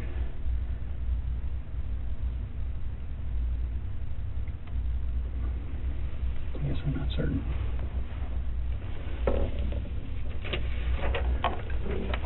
So, part of the Tim being on the other side of the road. No, Tim's on the same side of the road with me. I mean, so you turn, and he's going that way, but you were going to go over there next. We went to Highmore first. Yep. I got gas, he parked and waited. Okay. We then, I went first, and You we turned both parked on the north side of the road. And that's where you guys were walking. Correct. He went east, I went west. Okay. During the portions of his story he is sure he can get away with, Ravnsborg's voice is loud and firm. When he is trying to deflect from uncomfortable facts, his voice grows weaker and cracks in panic. We never made it to the south side of the road because I found him on the north side. Going there. Correct. Right. Yes. But then we didn't need to go to the south side because I found him on the north side. Yeah. So, I mean, with your car, with the damage that it has, I mean, and your car's rounded, obviously, this is square. Right. And so this is all the extreme, we'll call it the extreme right of your hood as you're sitting behind the steering wheel. it wouldn't be likely that it would go that way, would it? Anything that you hit on this side, no. it's not likely that it's going to go to the north side. No, I mean, I just thought... Our south side, it's going to stay on the north side. Right, if it died, you know, that it didn't hit and then go off and keep going. I didn't think so, but I didn't check the south side of the road. Yeah, you didn't get to that. I didn't get to that. Okay. I thought, let's start on the north side, because maybe he's dead and he's back farther towards the bean field or whatever that is. You know, maybe he glanced and went that way farther back out there. But maybe he, you know, got across. Did you see the mirror on the door here? Did you see that was broken? Yes. Okay. So everything likely went this way. Okay. And then his face is in the windshield here. I did not understand where he went, you know, in relation, because I never saw him and the car together, you know. Let me ask you this. Did you feel bumps? I'm not talking rumble bars. I'm talking bump. No. Like any kind of thumping underneath your car. No. I mean, I know it went, you know, and I'm pumping the brakes, and that's what I'm doing. I didn't know what the shock was. Okay. I mean, what the impact was. I was just literally trying to stay alive myself and get to the side of the road. So pumping changes how ABS works. Because ABS is designed, you power it. Right. You push it down. You don't pump it. Not like the old cars that I would be used to back in my day. Right. It's like if you start to skid or you're trying to stop and skidding's happening, you pump the brakes. With these, you slam on the brakes. I remember hitting it and letting off, hitting it, letting off, hitting it. You know, I don't know if it was 3 or 4 times, but I know I did not just slam it. And that might make sense for how far you went ahead of. Right, because I didn't continue on. You didn't dynamite the brakes to stop right away, because I guess I'd always heard if you're in an accident and you slam it, you could spin yourself or go in the ditch or roll or something yourself, is what I'd always guess I knew. That's why I hit hard, but not to the floor, I would guess. I hit a couple times. Okay. And I guess I'm wondering if you're feeling the bumps or even the rumble bars. Cause I thought I hit. I mean, I heard the rumble bars. Yes, once I started applying the brakes. I don't remember any rumble bars prior to the brakes. You know. Yeah.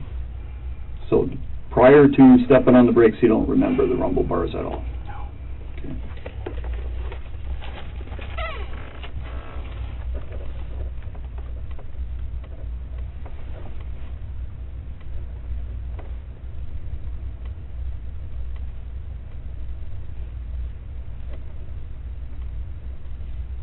Like I said,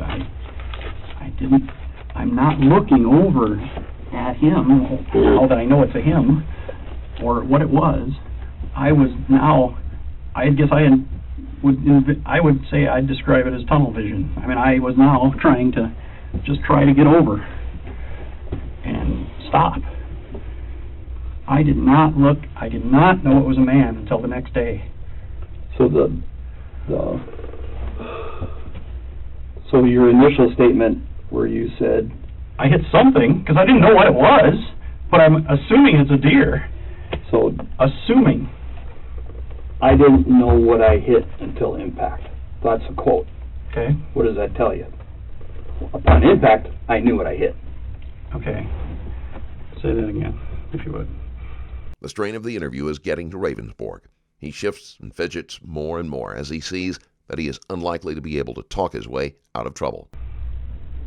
I did not know what I hit until impact. That's your quote. To me, that means once you hit it, you did know what you hit. I did not know until the next day. I did not. No. I'm a military guy. You do not leave people on the battlefield. Do not leave people behind. If I had any thought that he was a man, I would have tried to render aid or do whatever to get an ambulance out there or whatever. You know, obviously I didn't know. You told me he died on impact. It would have been too late. But I would have been telling the sheriff and everything. You know, if I thought it was a man, obviously I would have insisted on a, you know, blood test or breathalyzer or something at that point, you know, immediately. But I didn't have any idea that this was, you know, anything more than an accident. But you're pretty shook up. Well, absolutely. So, I mean, it just right. Everything caused you to be pretty shook up at that point. So that's where sometimes people make errors. Mm-hmm. They make mistakes. Right. Like I said, from early on, people make mistakes. That's why I have a job. That's why Joe has a job. We try to fix those. Mm-hmm. I did not know it was a man until I found him the next day. No. I would not have left anybody.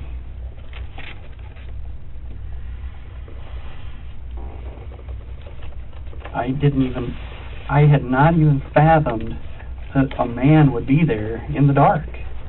I would say that, you know, it's logical that a deer would be there, not a man. Right. Right. And it, quite honestly, I was the test dummy. Oh, God.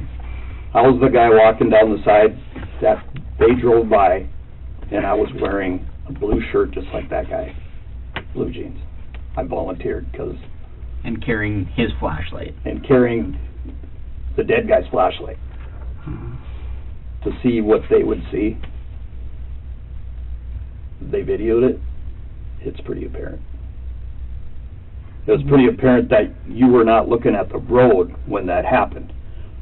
Whether it's... I still believe I'm looking at the radio and then looking at the speedometer to lock in the cruise is the best that I can remember. Do you just hit resume, or do you actually lock it in every single time? I do both. You know, it depends on if it catches or not, the resume, because sometimes it won't. It won't. Like if you take it off, you hit the brake and it comes down, it sometimes won't lock it back in. You have to hit, sometimes you have to put it in to hit resume. You know, or, I mean, to It on. like doesn't catch or something right, yeah, like that. Right, it'll come off of and you got to do it over again, basically. And that's what I'm looking at. I know it, and I know how some of this looks, but I did not see a man until the next day. Absolutely. And then when you told me the glasses, you know, obviously that made me think, you know, are they his? You know, after I left here, but I didn't know, you know. Yeah. But I did not see him. I mean, my like I said, I looked at the 65 sign, I looked at the 48 miles to Pier, and I didn't even really think I was getting going yet. I mean, and you know, away you go, and I just got hit by a thunderbolt. That's how that stuff happens so fast, though, Jason, and we know it. Because, I mean, quite frankly, it's not the first time that this has ever happened. Well, yeah. But it's like, we know that you look down, and we know you're on your phone at some point. We know you're telling us you're putting it down. Absolutely. Turning off the radio. Yes. All those things. Yes, because I'm getting rid of distractions, not adding to them or having distractions.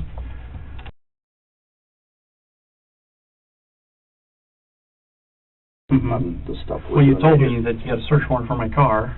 Yeah, You know, yes. For example, I mean, standard. And so, we'll show a lot of stuff. So, if you were texting, we'll show it. The detective tells Ravnsborg that if he was texting, they will be able to prove it. He knows that Ravnsborg already knows this, but he is trying to make Ravnsborg uneasy enough to confess. I was not texting. I mean, you should be able to look at my phone and show that I wasn't texting. If you're answering emails, we'll show it. Right. And so, if any of that was going on, let's take care of it now so we don't have to come back and reinvent this thing, Jason. As the best I can remember, I put it down, hit the radio, looked at the speedometer. I don't remember sending any texts, you know, And prior to the crash and the picture and, Sure. you know, Sure. And which I willingly gave and everything. I mean, and that's my fault to say text. Yep. Any kind of Right. e-transmission. Right. Whatever it is. Right. And it's like, let's get it all taken care of now, because Do I look at that stuff? Yes. But I looked at it and I know I put my phone down because I'm gonna think about this case, and I'm getting rid of distractions, not adding to them. My question would be, why would you go into that Joe Biden article just to then set your phone down? I mean, if you're That's what I do. I guess I just see the headlines and stuff. I do that all the time. You know, I look at it, maybe, you know, like a scroll, and if it's a long one, I don't, you know, ever read it. I mean, I could do that when I'm sitting here. I'm like, if they're too long, next. And you go to the next one. Or go to not doing that anymore. so that one's a fairly, I mean, as it goes. Right. I mean, you look at it, It's it's a not couple of interest. pages for sure. Right. I never read the article. I might have, you know, scanned it or looked at it, but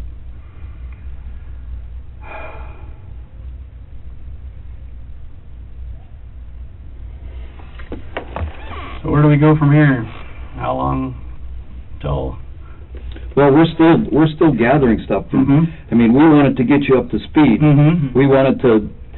This is your opportunity to straighten things out. Right. Well, I want to help straighten stuff out. Absolutely. So that's why we came in, and we're quite honestly, Mm-hmm. I told you my concerns, Mm-hmm. and whether you think they're bogus or not, Oh, I think you're very genuine. it's going to be a hard thing to get past. That's Right. what. So if there's I never If there- saw there was a man. if there was a logical reason outside of that, we just need to know. We need to know. Let's get this thing behind us. I thought I was in the road. I never saw him. I never saw him. Until the next day, when I found him. I don't know what else I can help try and straighten out for you. Okay. Do you want I'm obviously not as observant as I should be. should we take a couple-minute break? And Yeah. Yeah, can I get some water? We'll get you a glass of water. We'll take a couple-minute break. We've been talking a long time.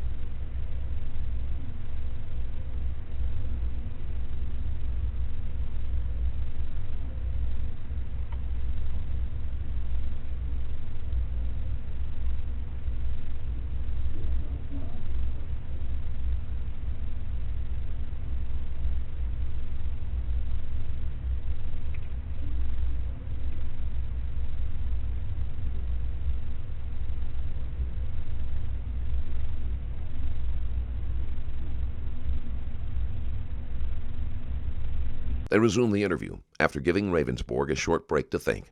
While he should be considering his actions and the tragic death of Bover, the sad reality is that Ravnsborg is probably giving more thought to the inevitable end of his political career.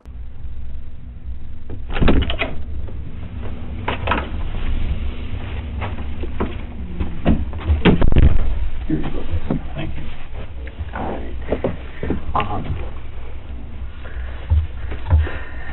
So Jason, trying to figure out what our other options are to help you out with this too, So, if you were to take a polygraph on this, how would you do? I would pass, except for I've asked my guys how that would work, because I thought of, can I take a polygraph? And I'm a polygraph examiner myself. And so. well, they told me the only concern would be, now you know it, versus you didn't know it at the time. Mm-hmm. And I believe what I believe, that I did not see him or anything else, but then they said, well, now you know that it was a man, even though at the time you didn't. Right. And it could fluctuate. But I believe, and I will, if that's what I got to do, I believed with all my heart. I did not know what it was. I thought it and assumed it was a deer, and I didn't know it was him until I saw him the next day. Mm-hmm. Who'd you talk to about it? I think I talked to Tim, and then Tim asked the DCI folks. Oh, okay. Like Tyler is our guy, is the agent here. Yep. Mm-hmm. I think he's the one that went out and secured the scene right away and such. He's our agent here, and Peter. Mm-hmm. I think he gives polygraphs. We can obviously give polygraphs just like you folks probably Sure. do when you hire new agents and such. Mm-hmm. I've never taken a polygraph or anything. I was curious because I'm very familiar with most of your examiners. Yep. I think it was more curiosity. I think Tim talked to Tyler. Okay. Who talked to. Mm-hmm. I believe. I thought I hit a deer. I didn't know what I hit, but I thought I hit a deer because that's the only thing that made sense. Why would you think a man is walking down the side of a road in dark? Right. Did you talk to anybody else about any aspects of investigation? I guess. Like crime scene investigators? No. You said you mentioned it to Tim about that. Right. How about phone forensics, any of that kind of stuff? Well, I asked your guy a little bit. Mm-hmm. Cassidy. Yep. How it would work, and then he was explaining because, of course, how it is a transmit and such, and I told him about that On My Way app on that phone because it tracks. If you use it, then you don't get the points and such, but I didn't want it to be transmitting and then that be held against me, or how it slams into the into the wheel well and such. So you talked to Cassidy about that? Yeah, well, I told him about that, I guess, and he said, he says, and it doesn't like it. We put it on airplane mode, and it doesn't like that. I suppose for traveling, it's... Yeah, it didn't like the, it kept beeping at them. Sure. Okay. Anybody else? Did you talk to anybody else about? Can't think of anybody. Go on.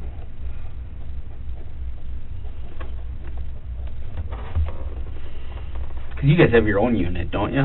Like for cyber crime or phone crap like that. Okay. Yep. Yep. I didn't know if you guys did or if that's something that you guys have your own people. I guess I did ask Romer a few questions, just how phones work and how they transmit and such. And who's Gromer? He's the head of my ICAC unit. Oh, okay. Out of Rapid City. He was there one day, and I just asked him, well, how do things work? How fast do they transmit? What will it get held against me? I explained this On My Way app again, and such. And he's out of Rapid City? Yeah, he's headquartered out of Rapid City. Okay. So he's like your coordinator for your whole ICAC, yeah, DCI? He's the boss of the ICAC division of DCI, yes. Okay.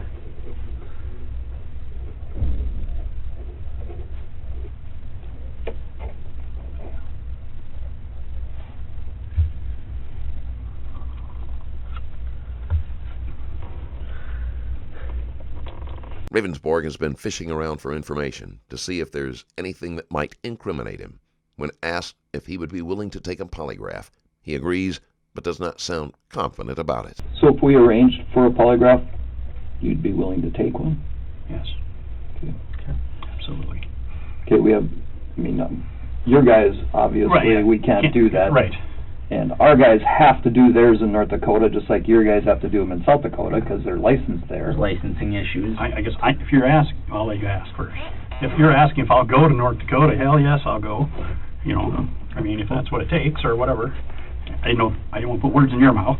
No, we were just brainstorming how we could do this, and, and it's like, well, right.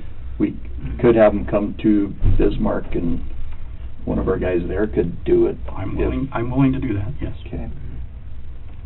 Whatever I can do to cooperate. And like I said, from the beginning you've been cooperative. The hardest part of this is I wouldn't do anything different. I didn't know that this was going to happen to me, obviously. Again, why would a man be walking down the road? I believe I'm on the road, and wham, and my life changes. I called 911. I got the sheriff out there. I thought I was doing the right things. Obviously, I didn't see everything that I should have seen, probably, or not, but I did not see him until the next day.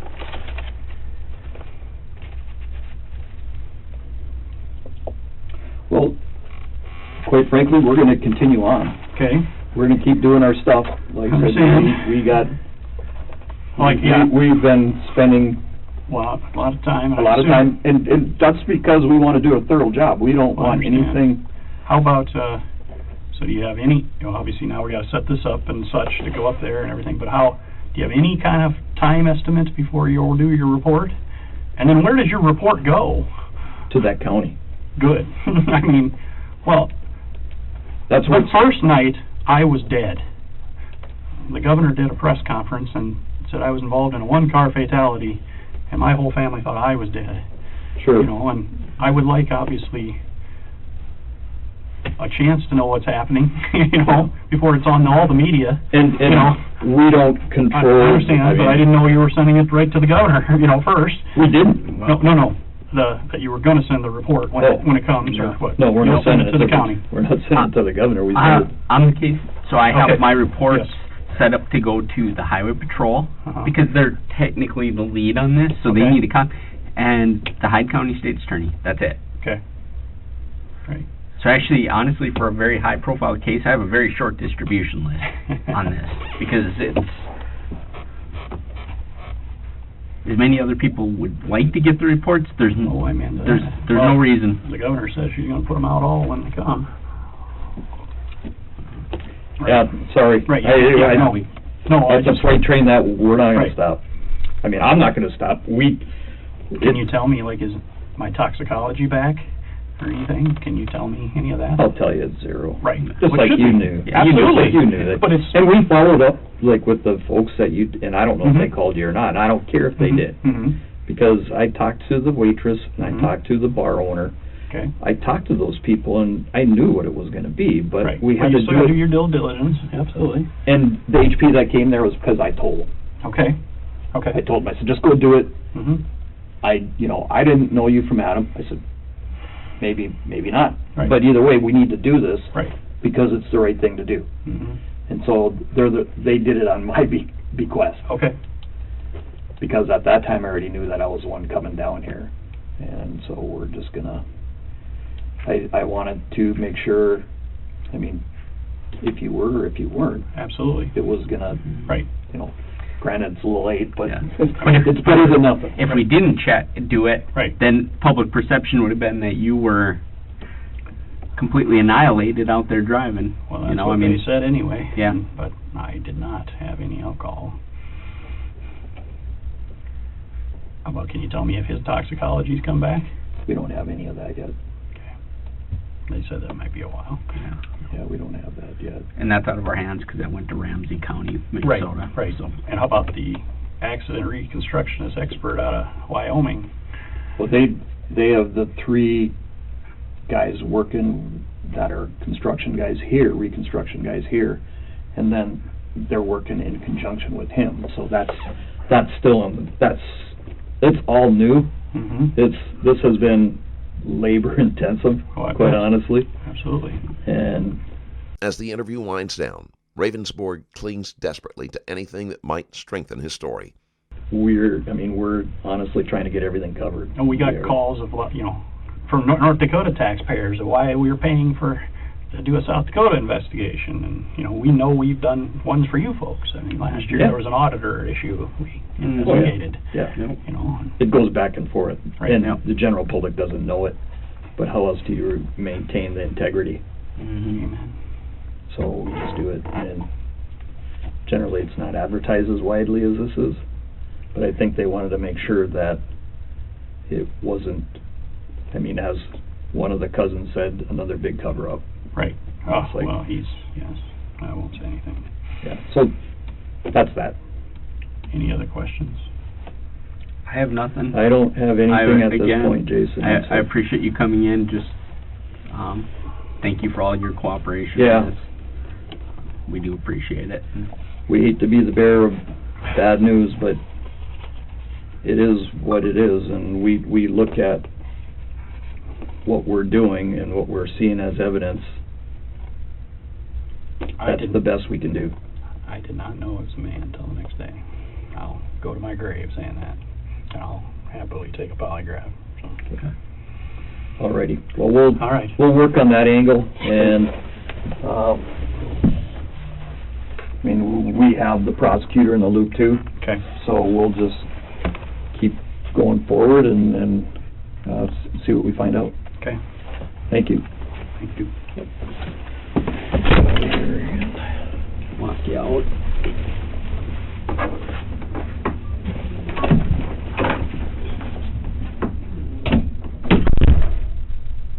On February 17th, 2021, Ravnsborg was charged with 3 misdemeanors: operating his vehicle while using his cell phone, driving outside his lane, and careless driving.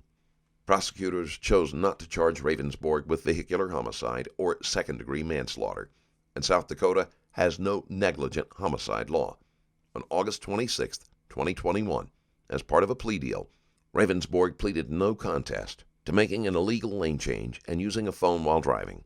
Prosecutors dropped the careless driving charge.